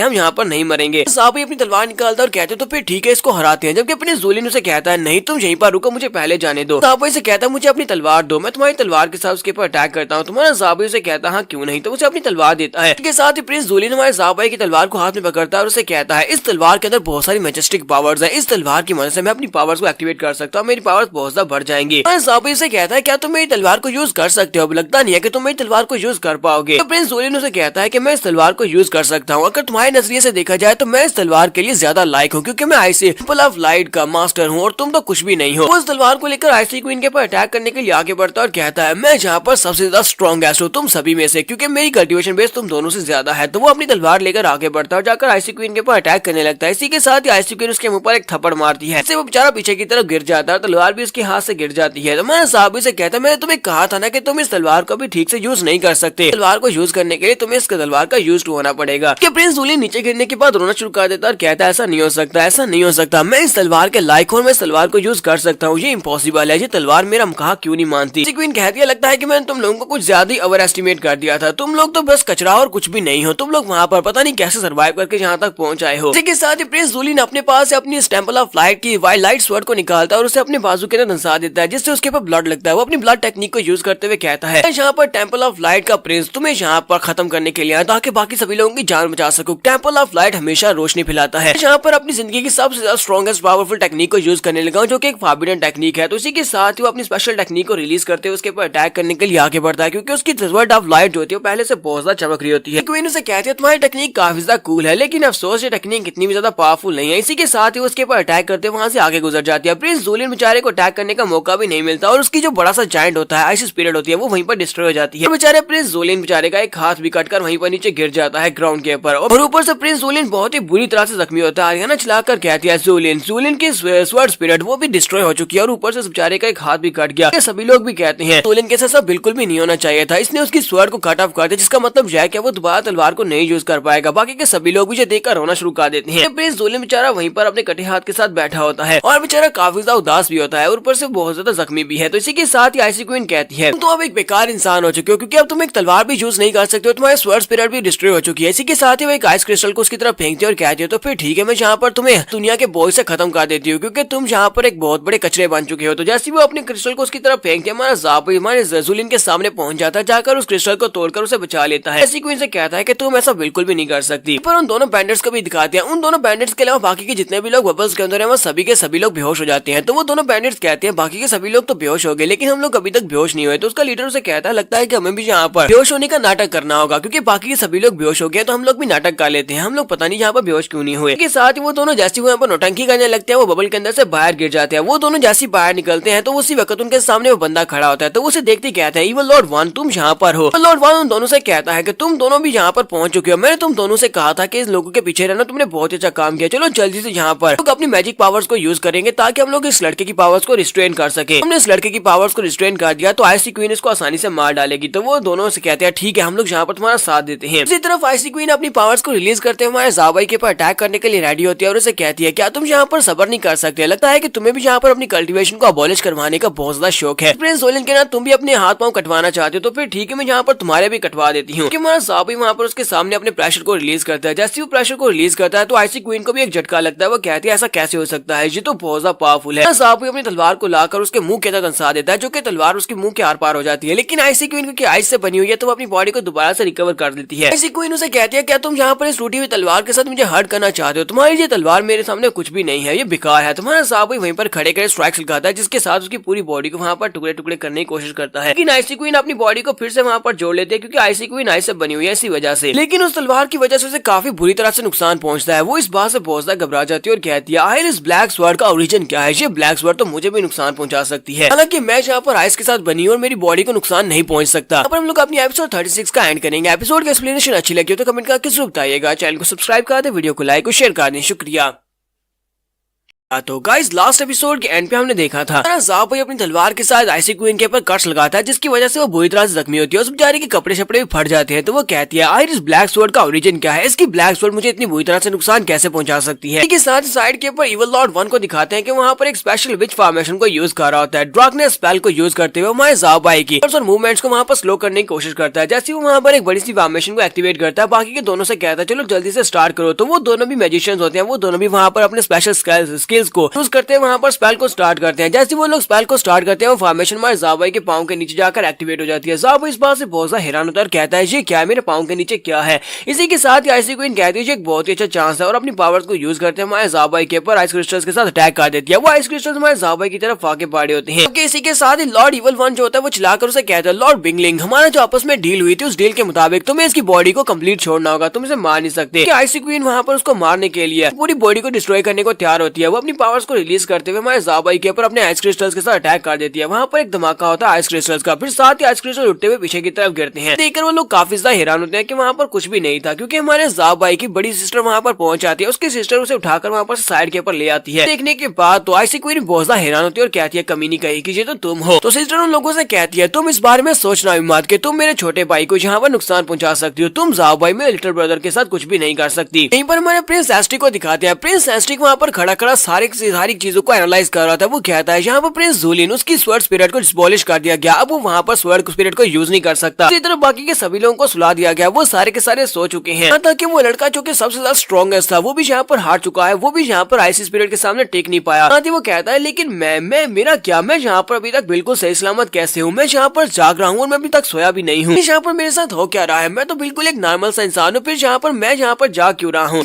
के केंट उठाता है और कहता है लगता है कि मुझे यहाँ पर खुद को बेहोश करना होगा। अगर मैं यहाँ पर बेहोश नहीं होता तो फिर हो सकता है कि मेरे साथ यहाँ पर कुछ और हो जाए। तो वो जैसे ही अपने आप को बेहोश करने लगता है उसी वक्त सिस्टर से कहती है, लड़के क्या तुम्हारा नाम एस्टिक है? मैंने तुम्हारा नाम सुना था। वो से कहता है, हाँ सिस्टर मेरा नाम एस्टिक है। इसके साथ ही सिस्टर से कहती है, चलो जल्दी से यहाँ पर आओ, मैं इस लड़के को तुम्हारी केयर में छोड़ी हूँ, मैं अपने छोटे भाई को तुम्हारे पास छोड़ी हूँ, इसका ध्यान रखना। प्रिंस एस्टिक आगे बढ़ता जाकर ज़ाओबाई को अपने पास लेकर साइड के ऊपर चला जाता है, जबकि दूसरी तरफ से आइसी क्वीन बहुत ज्यादा खुश हो रही होती है और कहती है, आज तो मेरे लिए यहाँ पर डबल हैप्पीनेस है। एक तरफ से मुझे यहाँ पर सद्दार सबसे ज्यादा स्ट्रॉन्गेस्ट स्पिरिट का मुकाबला करने का मौका मिलेगा और दूसरी तरफ से मैं यहाँ पर सभी लोगों को खत्म करने वाली हूँ, ऊपर से ये लड़का भी यहाँ पर मरेगा। यहाँ पर हमारे लॉर्ड के लिए सारे के सारे लोग न्यूट्रिएंट्स का काम करने वाले हैं, न्यूट्रिएंट्स भी काफी ज्यादा स्पेशल होने वाले हैं और ऊपर से हम लोगों ने यहाँ पर मिसिंग को भी ढूंढ लिया है जिसने हमारे लॉर्ड को धोखा दिया था। प्रिंस एस्टिक जूलिन और ज़ाओबाई दोनों को उठाकर साइड के ऊपर ले जाता है, जबकि बिग सिस्टर कहती है, लगता है कि तुम्हारे ये डबल हैप्पीनेस यहाँ पर तुम्हारे लिए डबल सैडनेस में बदली होने वाली है, क्योंकि तुम्हारे साथ यहाँ पर बहुत ही बुरा होने वाला है। और इसी के साथ ही हमारे ज़ाओबाई की डार्क स्वर्ड को ले लेती है। दूसरी तरफ से आइसी क्वीन जो होती है अपनी पावर्स को रिलीज करते हैं, उसके ऊपर अटैक करती है और कहती है, बातें बहुत होगी, अब तुम यहाँ पर मरोगी। जो डार्क स्पिरिट होती है यानी बिग सिस्टर जो होती है वो डार्क स्वर्ड को अपने हाथ में पकड़ती है और सामने की तरफ अपनी तलवार को घुमाते हुए उसके अटैक को ब्लॉक कर लेती है। वो बड़ी आसानी के साथ उसके आइस अटैक को अवॉइड कर लेती है। क्वीन उसे कहती है, आखिर तुमने हमारे होली लॉर्ड को धोखा क्यों दिया था? तुम एक बहुत ही बड़ी गद्दार हो, तुमने उसे धोखा क्यों दिया? तुम सीक्रेट राउंड के अंदर से बाहर कैसे निकली? क्योंकि सीक्रेट राउंड के अंदर से बाहर निकल पाना पॉसिबल नहीं है, तुम लॉर्ड की इजाजत के बिना यहाँ से बाहर नहीं जा सकती। जल्दी से यहाँ पर बकना स्टार्ट करो, तुम्हारे पास कौन कौन से सीक्रेट्स है, तुम्हें कौन से सीक्रेट्स के बारे में पता है? तो बिग सिस्टर बड़ी स्पीड से उड़ती हुई आइसी क्वीन के ऊपर अटैक करने के लिए उसके करीब पहुंच जाती है। उसे पता भी नहीं चलता कब बिग सिस्टर के करीब पहुंच गई। तो वो उसके सामने जाने के बाद अपनी तलवार को घुमाते हुए उसके ऊपर अटैक करती है। तो ये सबसे ज्यादा स्ट्रॉन्गेस्ट स्पिरिट थी, बाकी के सभी स्पिरिट से ज्यादा स्ट्रॉन्गेस्ट थी। इसी वजह से वो सिर्फ और सिर्फ एक ही अटैक के साथ उसके ऊपर अटैक करते हुए आगे गुजर जाती है और उसकी बॉडी को काट देती है। लेकिन क्योंकि आइस स्पिरिट दोबारा से अपनी बॉडी को जोड़ सकते हैं और फिर से अपनी बॉडी को जोड़ते हुए कहती है, इसी वजह से मैं सोच रही थी कि जब लड़के ने तलवार से मेरे पर अटैक किया तो ये तलवार मुझे नुकसान कैसे पहुंचा सकती है? तो कमीनी कहेंगी ये तुम्हारी तलवार है, इसी वजह से ये यहाँ पर मुझे नुकसान पहुंचा सकती है, क्योंकि ये हमारे स्पिरिट वर्ल्ड की तलवार है। बिग सिस्टर फिर से अपनी तलवार को घुमाते हुए सामने की तरफ बहुत सारी स्ट्राइक्स लगाती है। जितनी स्ट्राइक्स लगाती है उतनी बार वो उसकी बॉडी को उतने ज्यादा कट करती है, यानी उतनी बार उसकी बॉडी को पीसेस में काटती है, लेकिन वो फिर से अपनी बॉडी को वहाँ पर जोड़ लेती है। साथ ही वो उसके सर के ऊपर जब कट लगाती है तो वहाँ पर उसकी कोर दिखाई दे रही होती है। इसी के साथ ही आईसी सुपीरियर जो होती है वो चिल्लाना शुरू कर देती है, क्योंकि उससे पता चल जाता है कि अब यहाँ पर उसकी कोर को डिस्ट्रॉय करने वाली है। सीक्रेट राउंड के लोगों को ही पता होता है कि कोर कहाँ पर है। तो जैसे ही वो अपनी तलवार को उसके सर में धंसाकर उसकी कोर को डिस्ट्रॉय करने लगती है, उसे कहती है अब तुम यहाँ पर मरोगी। इसी के साथ ही हमारी सिस्टर के ऊपर अटैक होता है। बिग सिस्टर के ऊपर पीछे से फायर से अटैक होता है, क्योंकि 4th लेवल की फायर स्पिरिट वहाँ पर पहुंच जाती है। आइसी क्वीन को बचा लेती है। आइसी क्वीन जल्दी से जंप करते पीछे की तरफ बढ़ती है और कहती है, शुक्र है कि तुम यहाँ पर आ गई। स्पिरिट वहाँ पर आने के बाद से कहती है, बिंगलिंग तुम तो यहाँ पर बहुत ही बुरी तरह से पीट रही हो। तो यहाँ पर स्वर्ड स्पिरिट आई है, स्वर्ड स्पिरिट ने तुम्हें बहुत ही बुरी तरह से पीटा है। तो फायर गार्डियन वहाँ पर आने के बाद हमारी स्वर्ड स्पिरिट की तरफ देखती है और कहती है, तो यहाँ पर कौन आया? देखो तो सही, हमारे होली लॉर्ड की सबसे ज्यादा पावरफुल गार्डियन स्वर्ड स्पिरिट यहाँ पर आई है, जिसने हमारे होली लॉर्ड को धोखा दिया और जहाँ से भाग गई थी। फायर स्पिरिट उसे कहती है, फायर स्पिरिट तुम्हें यहाँ पर होशियार रहना होगा, क्योंकि उसके पास जो डार्क स्वर्ड है जो हमारी पावर्स को रिस्ट्रेन करती है और हमें नुकसान भी पहुंचा सकती है। फायर स्पिरिट उसे कहती है, बस यहाँ पर थोड़ी देर के लिए इसे रोका रखना होगा। मैंने बाकी की दोनों स्पिरिट्स को भी यहाँ पर बुला लिया है, वो दोनों भी जल्दी से यहाँ पर आती होंगी और उसके बाद हम सभी लोग मिलकर इसको यहाँ पर सरप्राइज करेंगे। कि हमारी बिग सिस्टर जो होती है वो कहती है, लगता है कि दो स्पिरिट्स के साथ एक ही टाइम के ऊपर फाइट करना काफी ज्यादा मुश्किल हो सकता है, तो मुझे यहाँ से निकलना होगा। तो वहीं पर खड़े के अपनी तलवार को ग्राउंड के अंदर दंसाती है और कहती है, तो हम लोग यहाँ से निकलने वाले हैं, अगले फिर किसी दिन यहाँ पर आकर तुमसे फाइट करेंगे। वहाँ पर टेलीपोर्टेशन रे फॉर्मेशन को एक्टिवेट कर रही होती है। फायर स्पिरिट से कहती है, तुम यहाँ से बिल्कुल भी नहीं जा सकती, तुम यहाँ से भागने का सोचना भी मत। वो वहाँ पर अपनी फायर के साथ उसके ऊपर अटैक करती है। फायर चारों तरफ फैल जाती है, जबकि सिस्टर जो होती है वहाँ पर स्पेशल स्पेल को यूज करती है, अपनी तलवार को ग्राउंड के अंदर दंसाकर टेलीपोर्टेशन फॉर्मेशन को एक्टिवेट कर देती है। वो टेलीपोर्टेशन रे फॉर्मेशन एक्टिवेट होती है। इसी के साथ ही वो सभी लोग वहाँ पर से निकलकर ग्राउंड के ऊपर गिरना स्टार्ट करते हैं। एस्टिक हमारे ज़ाओबाई को लेकर वहाँ पर भाग रहा होता है, लेकिन जैसी वो रोशनी उसकी तरफ आगे बढ़ती है वो चिल्लाकर कहता है, नहीं नहीं मैं मरना नहीं चाहता, मैं मरना नहीं चाहता। फिर साथ ही वो देखते हैं कि वो हमारे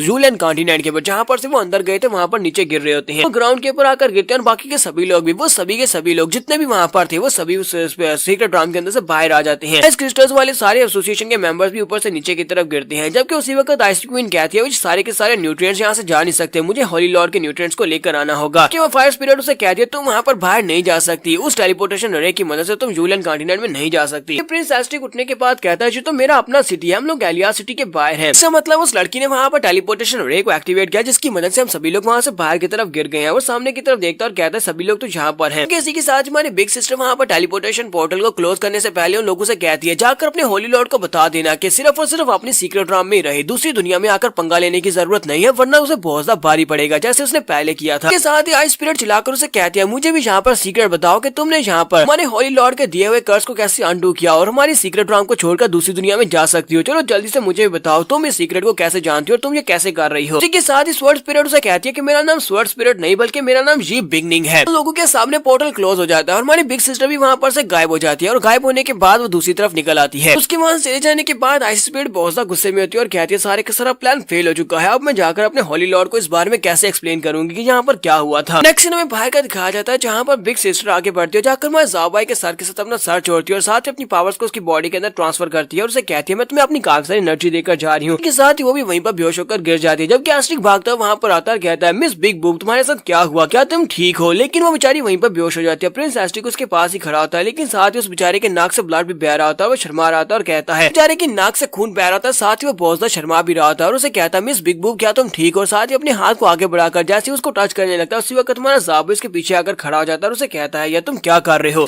प्रिंस एस्ट्रिक बेचारा बहुत ज्यादा घबरा जाता है और उसे कहता है मैंने कुछ भी नहीं किया, मैं तो बस लोगों को बचाने की कोशिश कर रहा हूँ। यहाँ पर हम लोग अपनी एपिसोड 37 का एंड करेंगे। एपिसोड की एक्सप्लेनेशन अच्छी लगी हो तो कमेंट करके जरूर बताइएगा। चैनल को सब्सक्राइब कर दे, वीडियो को लाइक और शेयर कर दें। शुक्रिया।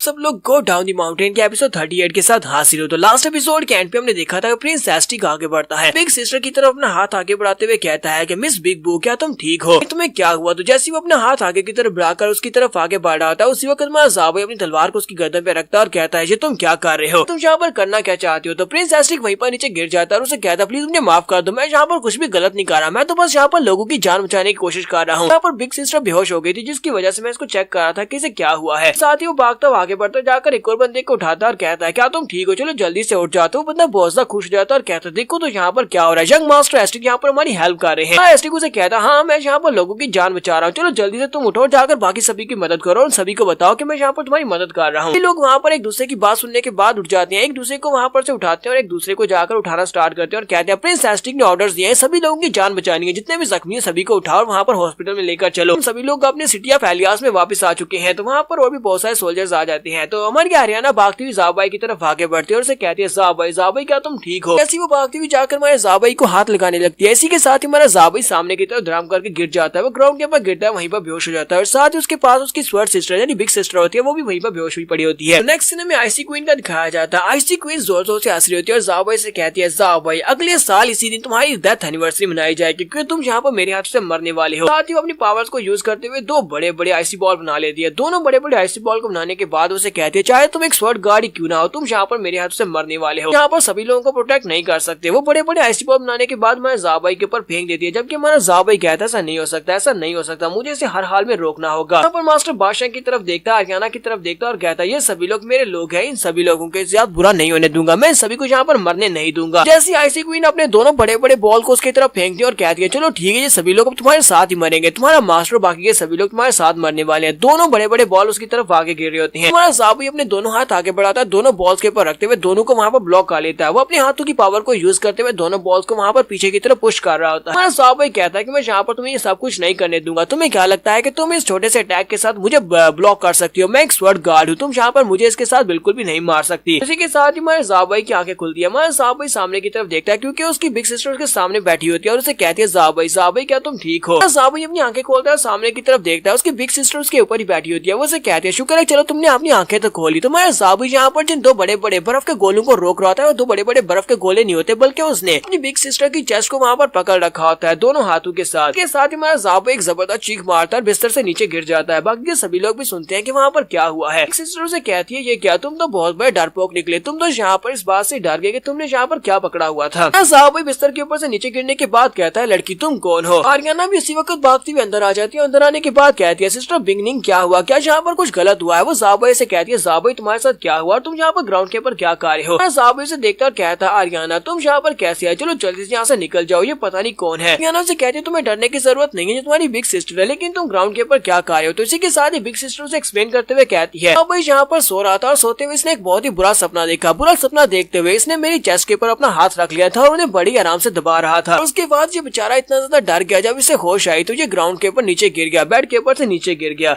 तुम्हारा ज़ाबाई उसकी बात सुनने के बाद कहता है क्या ये यहाँ पर क्या कह रही है कि मैं यहाँ पर उसको पकड़कर दबा रहा था, वैसे मुझे नरम नरम तो लग ही रहे थे। आरियाना उसकी बात सुनने के बाद बहुत ज्यादा गुस्सा हो जाती है, पावर्स को रिलीज करती है और कहती है तो अच्छा तो तुम्हें यहाँ पर नरम नरम लग रहा था। इसी के साथ ही आरियाना उसके ऊपर अटैक कर देती है और मैजिक पावर्स को यूज करते हुए उसके ऊपर अटैक करती है और कहती है कमीने कहेंगे ठरकी कहेंगे, जबकि हमारा ज़ाओबेई चिल्ला रहा होता है। इसी के साथ ही वहाँ पर बिग सिस्टर आगे बढ़ती है और उसके अटैक को डिस्पेल करते हुए कहती है ज़ाओआना अगर तुम इसकी दोस्ती हो इसके बावजूद भी तुम यहाँ पर मेरे लिटिल ब्रदर को नुकसान नहीं पहुंचा सकती, तुम इसके ऊपर अटैक नहीं कर सकती। इस बात को हमेशा याद रखना कि मेरा लिटिल ब्रदर बहुत ज्यादा अच्छा है, इसे अगर यहाँ पर कुछ दबाना है तो दबा सकता है। और साथ ही वो उसके मुंह को अपने बूब के अंदर दबाकर वहाँ पर उसको सांस बंद कर रही होती है और उसे कहती है चलो ठीक है यहाँ पर आओ और आकर अपनी बिग सिस्टर के साथ गले लगो। ज़ाओबेई बेचारा वहाँ पर शर्म से लाल पीला हो रहा था और साथ ही उस बेचारे की सांस बंद हो रही होती है। आरियाना उसे कहती है मुझे नहीं लगता कि तुम यहाँ पर इसको प्यार कर रही हो, मुझे तो लगता है कि तुम इसकी सांस बंद करने की कोशिश कर रही हो। ज़ाओबेई पीछे हटने के बाद उसे कहता है मुझे बताओ कि तुम हो कौन और यहाँ पर मेरे साथ ये सब कुछ क्यों कर रही हो। तो आरियाना उसे कहती है कि तुम्हें कुछ भी याद नहीं है, ये तुम्हारी सिस्टर है, इसी ने कहा था कि ये तुम्हारी सिस्टर है। ज़ाओबेई उसे कहता है कि नहीं मुझे इस बारे में कुछ भी याद नहीं है, ये मेरी सिस्टर कैसे हो सकती है, मैं अपने मास्टर के साथ अकेले माउंटेन के ऊपर ही ग्रू अप हुआ हूँ, मुझे लगता है कि मेरे मास्टर ही मेरे फादर हैं, तो फिर ये मेरी सिस्टर कैसे हो सकती है, मास्टर ने मुझे कभी भी सिस्टर के बारे में नहीं बताया। आरियाना उसे कहती है तो फिर इस बात का क्या मतलब है कि ये तुम्हारी सिस्टर नहीं है। तो वो दोनों वहाँ पर अपनी अपनी पावर्स को रिलीज करते हुए रेडी हो जाती हैं।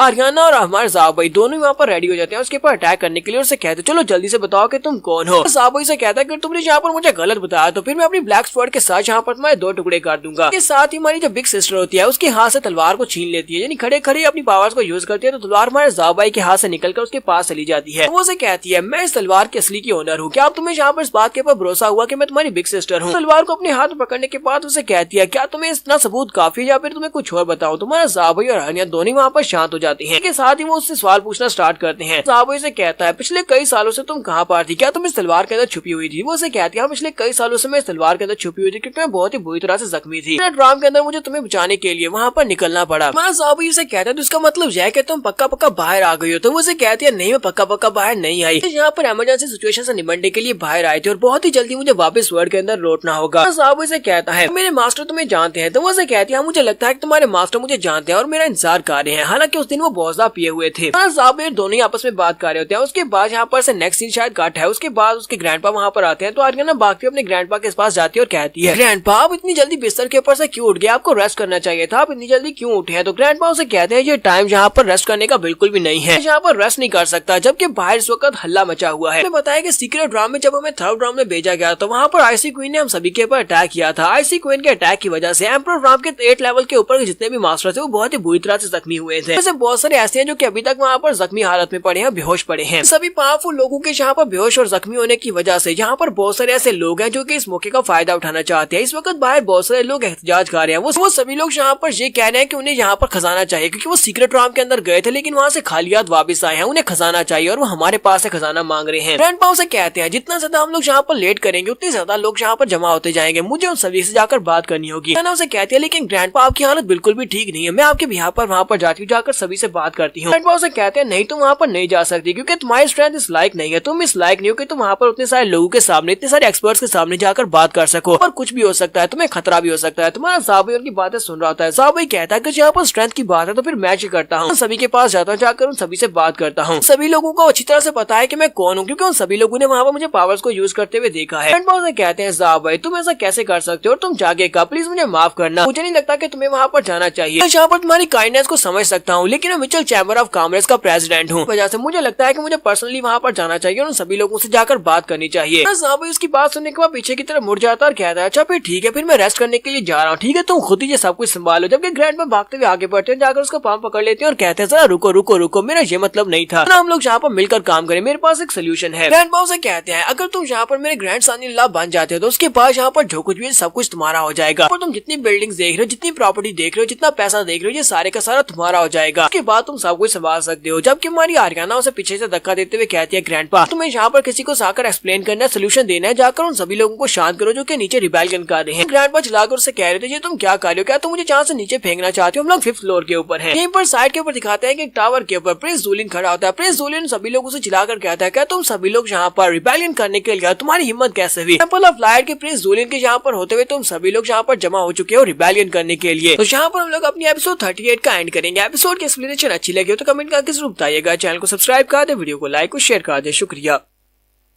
डाउन दी माउंटेन के एपिसोड 39 के साथ हाजिर हो। तो लास्ट एपिसोड के एंड पे हमने देखा था कि हमारे प्रिंस जोलिन को दिखाते हैं जो कि एक टावर के ऊपर खड़ा होता है और उन सभी लोगों से कहता है तुम सभी लोगों की हिम्मत कैसे हुई पर सिटी ऑफ फेलियास में आकर टेंपल ऑफ नाइट के जंग मास्टर के होते हुए तुम सभी लोग यहाँ पर रिबेलियन कर रहे हो। इसे एक साइड के ऊपर देखता और कहता है वहाँ पर देखो, वहाँ पर प्रिंस एस्ट्रिक भी है। प्रिंस एस्ट्रिक अपनी खिड़की में से खड़ा देख रहा होता है, हालांकि वो वहाँ पर खड़ा चिकन खा रहा होता है और कहता है ये सभी लोग मेरी तरफ गुरगुरा क्यों देख रहे हैं, मैं तो यहाँ पर ड्रामा देखने के लिए आया था कि बाहर क्या हो रहा है। ये सभी लोग यहाँ पर कुछ शोर मचा रहे थे। जोलिन और उसके साथ साथ ज़ाओबाई भी यहीं पर है, तो मैं दोनों को देखने के लिए यहाँ पर खिड़की में खड़ा था, लेकिन ये मेरी तरफ ही क्यों देख रहे हैं। तो ये सभी लोग यहाँ पर रिबेलियन करने के लिए नहीं आते, असल में ये सभी लोग यहाँ पर खजाने का हिस्सा लेने के लिए आए होते हैं, क्योंकि ये सभी लोग भी सीक्रेट राउंड से जिंदा बाहर आए हैं, लेकिन बाहर आने के बावजूद इनको वहाँ पर से कुछ भी नहीं मिला। इस वजह से ये नहीं लगता है कि होली काउंसिल के बड़े बड़े जो लोग हैं उन सभी लोगों ने खजाने के ऊपर कब्जा कर लिया है। तो कहते हैं कि प्रिंस एस्ट्रिक और इसके साथ साथ प्रिंस जोलिन दोनों यहाँ पे हैं, तो फिर हमारे जीतने के चांसेस बहुत ज्यादा कम है। तो बताओ कि हम लोग कैसे जीत पाएंगे इन सभी लोगों के सामने। में से एक उसे कहता है क्या वाकई में प्रिंस एस्ट्रिक और प्रिंस जोलिन दोनों इतने ज्यादा स्ट्रॉन्ग है कि हम सभी लोग इनके सामने टिक नहीं पाएंगे। ऐसे एक उसे कहता है तुम्हें क्या नहीं पता, प्रिंस जोलिन और उसके साथ साथ प्रिंस एस्ट्रिक वो दोनों बहुत ज्यादा पावरफुल है। इनके साथ एक और लड़का भी था जिसका नाम यंग मास्टर ज़ाओबाई था, बहुत ज्यादा स्ट्रॉन्ग था। सीक्रेट राम में जो लोग थे उन सभी लोगों ने इनको वहाँ पर फाइट करते हुए देखा है। तीनों ही बहुत ज्यादा पावरफुल थे। इन तीनों को यहाँ पर इस वक्त पूरे यूलैंड कॉन्टिनेंट के ऊपर सबसे ज्यादा स्ट्रॉन्गेस्ट का खिताब दिया गया है, क्योंकि यहाँ पर जितने भी स्ट्रॉन्गेस्ट बंदे थे वो सभी लोग तो आईसी क्वीन के हाथों से हार चुके थे। इन तीनों ने वहाँ पर आईसी क्वीन को हराया और उसके बाद सभी लोगों को बचाकर यहाँ पर आ चुके हैं। सीक्रेट राम के जितने भी स्पिरिट्स हैं, जितने भी डीमंस हैं, सभी लोग इनको हीरोज मानते हैं। उनके लिए ये तीनों सबसे बड़ा खतरा बन चुके हैं। तो यहीं पर हमें नेक्स्ट सीन अंदर का दिखाया जाता है। तो ये सभी लोग इस वक्त मिचेल चैम्बर ऑफ कॉमर्स में होते हैं, जहाँ पर ग्रैंडपा मिचेल जो होते हैं सभी की देखभाल कर रहे होते हैं। हैरिस को दिखाते हैं जो कि बिस्तर के ऊपर पड़े होते हैं और कहते हैं मुझे समझ नहीं आ रही कि सीक्रेट राम के पावरफुल लोग वो सभी लोग हमारे पीछे क्यों पड़े, हम आम इंसानों के पीछे क्यों पड़े हैं, कि इसके पीछे कोई ना कोई हिस्ट्री हो सकती है, बाकी के लोग भी वहीं पर होते हैं। तो एल्फ किंग उसे कहता है कि मुझे लगता है कि हम लोगों ने वहाँ पर बड़ी मुश्किल के साथ अपनी जान बचाई है। हालांकि हम लोग यहाँ के सबसे ज्यादा स्ट्रॉन्गेस्ट वॉरियर, लेकिन इसके बावजूद भी सीक्रेट राम में हम लोग वहाँ पर टिक भी नहीं पाए। वो सिर्फ एक ही आईसी क्वीन के सामने टिक नहीं पाए, जबकि उनका जो ड्वार्फ किंग होता है बिस्तर के ऊपर से उठकर भाग रहा होता है और कहता है मुझे यहाँ से जाना है, मुझे यहाँ से जाना है। नर्सें उसे कह रही होती है नहीं आप यहाँ से नहीं जा सकते, आपकी बॉडी इस वक्त इस कंडीशन में नहीं है कि आप उठकर चल फिर सके। ऐसे कुछ कह रहे होते हैं हम लोग यहाँ के सबसे ज्यादा स्ट्रॉन्गेस्ट वॉरियर्स थे, लेकिन वहाँ पर जाने के बाद हमें पता चला है कि हम लोग वहाँ पर उनके सामने फाइट बैक भी नहीं कर पाए। बाकी ये सभी लोग तो वैसे भी कचरा थे, यानी कि उनकी कल्टीवेशन हमसे बहुत ज्यादा लो थी। दूसरा उसे कहता है क्या तुम्हें लगता है कि सीक्रेट राम के जो लॉर्ड्स हैं वो वहाँ से बाहर निकलेंगे और यहाँ तक आकर हम सभी लोगों की हंटिंग करेंगे, यानी कि उन लोगों ने वहाँ पर हमें मारने की कोशिश की, वो लोग यहाँ पर हमारी दुनिया में आकर हमें मारने की कोशिश करेंगे। लॉर्ड हैरिस उन सभी लोगों से कहते हैं कि हमें यहाँ पर उन सीक्रेट राम के लोगों के बारे में सोचने की बजाय इससे पहले इन लोगों के बारे में सोचना चाहिए। ये सभी लोग जो कि यहाँ पर एलियन कार्य है, ये लोग इस मौके का फायदा उठा रहे हैं। इन्हें पता है कि काउंसिल के सभी मेंबर बुरी तरह से जख्मी है और इसी वजह से ये लोग यहाँ पर रिबेलियन कर रहे हैं। सभी लोगों को लूट का सामान चाहिए, जबकि हम सभी लोग वहाँ पर से अपनी जान बचाकर बाल बाल बच कर आए हैं। सभी लोग बहुत ज्यादा गुस्से में होते हैं। वो सभी लोग जो कि नीचे होते हैं वो सभी लोग कहते हैं हम लोग आज यहाँ पर से अपना माल लेकर जाएंगे, क्योंकि हम लोगों ने अपनी जान दांव पर लगाया। कुछ कह रहे होते हैं कि हमने अपना सारे का सारा पैसा लगा दिया, कुछ कह रहे होते हैं कि सारी जिंदगी की जमा पूंजी लगा दी। यहाँ पर सीक्रेट राम में जाने के लिए आए थे, लेकिन यहाँ पर सीक्रेट राम के अंदर से हमें कुछ भी नहीं मिला, तो हमें यहाँ पर से कुछ चाहिए, हम लोग कुछ लेकर ही वापस जाएंगे। तो ऊपर खड़े ज़ाओबाई और उसके साथ साथ आर्याना और ग्रैंडपा कहते हैं मुझे नहीं लगता कि इन सभी लोगों को यहाँ पर से रोका जा सकता है, ये सभी लोग कुछ ना कुछ लेकर जाएंगे, वरना ये लोग यहाँ से बिल्कुल भी नहीं जाने वाले। क्या नाम से कहती है ग्रैंडपा अब लोग क्यों ना यहाँ पर इन लोगों को निकालने का बंदोबस्त करें, कैसे यहाँ से निकाला जा सकता है। ज़ाओबाई कहता है कि मुझे बताएं कि आखिर इन लोगों को चाहिए क्या, ये लोग किस लिए यहाँ पर खड़े हैं। तो ग्रैंडपा उसे कहता है कि ये सभी लोग यहाँ पर पैसे के लिए है, क्योंकि यहाँ पर इंसान पैसे के लिए मरता है और परिंदा खाने के लिए मरता है। सभी लोग वो ट्रेजर्स लेने के लिए आए हैं जो ट्रेजर सीक्रेट राम से। इन्हें लगता है कि शायद हम लोग अपने साथ लेकर आए हैं, इन्हें लगता है कि हम लोगों ने सीक्रेट राम के ट्रेजर्स को हड़प लिया, जबकि इन्हें कुछ भी नहीं दे रहे। कहते हैं अगर मैं यहाँ पर अपने चैम्बर ऑफ कॉमर्स की सारी सेविंग्स भी इनको दे दूं, मुझे नहीं लगता कि ये सभी लोग यहाँ पर से खुश होकर वापस जाएंगे, क्योंकि वो बहुत ज्यादा कम है। साहब इनकी बात सुनने के बाद कहता है मेरे पास एक आइडिया है, क्योंकि मेरे पास बहुत सारा खजाना है जो कि स्पिरिट बी ने मुझे दिया था। तो मेरा साहब कहता है मैं कुछ करता हूँ। इस आदमी में से एक बंदा चिल्लाकर कहता है कि मैंने यहाँ पर आने के लिए अपनी सारी की सारी सेविंग्स को बेच दिया और सारी रकम लगाकर यहाँ पर आया हूँ, मैं खाली हाथ यहाँ से वापस बिल्कुल भी नहीं जाऊंगा। अगर यहाँ पर से खाली हाथ जाना पड़ा तो मैं यहीं पर इसी जगह के ऊपर अपनी जान दे दूंगा। तो इसी वक्त उन्हें आसमान के ऊपर से खजाना गिरता हुआ दिखाई देता है, क्योंकि हमारा ज़ाओबाई 5th फ्लोर के ऊपर होता है, तो वहाँ पर से वो अपने रिंग को एक्टिवेट करता है। वो अपने ब्रेसलेट को एक्टिवेट करता है तो उसके अंदर से खजाना ऊपर से नीचे की तरफ गिरना स्टार्ट करता है। ये सभी लोग देखकर बहुत ज्यादा खुश जाते हैं और कहते हैं देखो जरा आसमान के ऊपर से खजाना गिर रहा है, लगता है कि हमारी बात सुनी गई। तो वो सभी लोग खजाना समेटना शुरू कर देते हैं और कहते हैं कहीं हम लोग कोई सपना तो नहीं देख रहे, चलो जल्दी से खजाना उठाओ, हम सभी लोग बहुत ज्यादा अमीर होने वाले हैं। तो सभी लोग वहाँ पर अपनी झोलियां भरते हैं और काफी ज्यादा खुश हो जाते हैं कि मैंने ज़ाओबाई ने अपनी सारी रिंग को वहाँ पर एक्टिवेट करके उसको खाली कर दिया होता है। मैंने ज़ाओबाई कहता है पता नहीं इन सभी लोगों के लिए इतना काफी रहेगा या नहीं, जबकि आर्याना बेचारी वहाँ पर पत्थर की बन जाती है। कहते हैं इस ज़ाओबाई के पास इतना सारा प्राइवेट मनी कहाँ से आ गया, इसके पास तो बहुत सारा पैसा है। क्या आर्याना अपने फादर से रोते हुए कह रही होती है ये सारे का सारा खजाना खजाना हमारे ज़ाबाई को वहाँ पर से एक स्पिरिट ने दिया था। उसके पास जितना खजाना था वो सारे का सारा ज़ाबाई ने ले लिया था। जब सारे का सारा खजाना यहाँ पर आगे बांट दिया है तो ग्रैंडपा भी ये बात सुनने के बाद खून की उल्टी करते हैं और कहते हैं क्या सीक्रेट राम का सारे का सारा खजाना इसने आम जनता में बांट दिया। ऐसी वहाँ पर वो खजाना बांटा जा रहा था। इसी के साथ ही प्रिंस जूलियन भी खिड़की से जंप करते हुए अंदर आ जाता है। प्रिंस सैस्टिक भी भागता वहाँ पर आता है। वो दोनों ही गुस्से हो जाते हैं क्योंकि वो दोनों भी खजाने में से हिस्सा चाहते थे। वो दोनों चिल्लाते वहाँ पर पहुंच जाते हैं तो वहाँ साहब भी कहता है पर नीचे जितने भी लोग थे वो सारे के सारे जा चुके हैं। क्या तुम लोगों ने देखा? मुझे इस बात से बहुत ज्यादा खुशी हो रही है। क्या तुम्हें इस बात की खुशी नहीं हो रही? जो लोग होते हैं वो लोग तो खजाना लेने के बाद बहुत ज्यादा खुश होते हैं। सभी लोग अपना अपना खजाना वहाँ से लेकर जा रहे होते हैं। किसी के हाथ में तलवार होती है, किसी के सर के ऊपर ताज होता है, किसी के पास पूरी मूर्ति होती है। तो वो सभी लोग खजाना लेकर भाग कर जा रहे होते हैं। जबकि प्रिंस सैस्टिक हमारे ज़ाबाई को गले से पकड़ता है और उसे कहता है इन्हें कहेंगे तुमने क्या कर दिया? तुमने एक बहुत बड़ी गलती कर दी। तुम्हारा ज़ाबाई से कहता है मैंने क्या गलती कर दी? मैंने सभी लोगों को वो दे दिया जो उन्हें चाहिए था। वो सभी लोग यहाँ से चले गए हैं। सैस्टिक उसे कहता है कमीने कहेंगे तुम हमें बता नहीं सकते थे इससे पहले कि तुम रिंग एम्प्टी करते और सभी लोगों को सारे का सारा खजाना दे देते। तुम हमें भी यहाँ पर बता सकते थे, हम लोग भी वहाँ पर जाकर कुछ खजाना उठा लेते। तो कुछ भी नहीं बचा। जबकि आर्याना भी वहाँ पर रो रही होती है और कहती है ऐसा कैसे हो सकता है? ये बंदा इतना ज्यादा पावरफुल है लेकिन इसके साथ साथ ये इतना बड़ा बेवकूफ कैसे हो सकता है कि इसने सारा खजाना आम जनता में बांट दिया। किटी भी वहाँ पर रो रहा था और कहता है मास्टर मैं तो कब से तुम्हारे साथ हूँ, कब से तुम्हारा बहुत ही वफादार साथी रहा हूँ, लेकिन तुमने यहाँ पर मुझे एक सिक्का भी नहीं दिया। उसके साथ में कितना कुछ खाने को खरीद सकता था। ग्रैंडपा से कहते हैं ज़ाबाई मुझे नहीं लगता कि इतना सारा पैसा खर्च देना ये कोई अच्छी आदत है। मैं तुम्हारे ऊपर अपनी फैमिली की बाकी की सारी कमाई तुम्हारे ऊपर छोड़कर कैसे जा सकता हूँ और अपने आप को कंफर्टेबल कैसे महसूस कर सकता हूँ? मुझे बताओ कि तुम्हें सन इन लॉ कैसे बनाऊंगा। यहीं पर स्पिरिट बी को भी दिखाते हैं। वो भी बेचारी वहाँ पर रिंग के अंदर से बाहर निकलती है और वहीं बैठी रो रही होती है और कहती है मैंने सारी जिंदगी लगाकर इतना सारा पैसा इकट्ठा किया था, इतना सारा खजाना इकट्ठा किया था। वो सारे का सारा खजाना इस वक्त आम जनता ले उड़ी है। इस लड़के बेवकूफ लड़के ने सारे का सारा खजाना आम जनता को दे दिया। साहब इन सभी लोगों से कहता है प्लीज मुझे माफ करना, तुम सभी लोग मुझे माफ करना। ये सभी लोग अपना रोना धोना खत्म करके साइड के ऊपर देखते हैं। वहाँ पर स्पिरिट भी दिखाई देती है। प्रिंस सैस्टिक कहता है ये यहाँ पर कैसे आए? प्रिंस जूलियन भी जल्दी से अपनी तलवार निकालता और कहता है तुम यहाँ पर क्या कर रही हो? चलो जल्दी से पकड़ लो इसे, यहाँ से जाने मत देना। स्पिरिट बेचारी वहाँ पर जोर जोर से चिल्लाना शुरू कर देती है और रोना शुरू कर देती है और कहती है प्लीज मुझे माफ कर दो, मैंने कुछ भी गलत नहीं किया, मुझे नहीं पता कि मैं यहाँ पर कैसे आई हूँ। वो उनको बताती है जब इस लड़के ने उस रिंग को एक्टिवेट किया था और सारे खजाने को अपने पास से टेलीपोर्ट किया था उस वक्त वहाँ पर भागती हुई आगे की तरफ बढ़ी ताकि मैं अपने कुछ खजाने को बचा सकूं। लेकिन उसी वक्त मैं भी वहाँ पर उसी के साथ अंदर खींच गई। उसके बाद अंधेरा हो गया और मुझे कुछ भी दिखाई नहीं दिया ताकि मैं स्टोरेज रिंग के अंदर चली गई थी और इस लड़के के साथ वहाँ पर से दूसरी दुनिया में चली आई हूँ। तुम्हारा साहब से कहते तुम्हारे कहने का मतलब यह है कि मैंने उस वक्त रिंग में तुम्हें अपने साथ ही खजाने के साथ ही रख लिया था।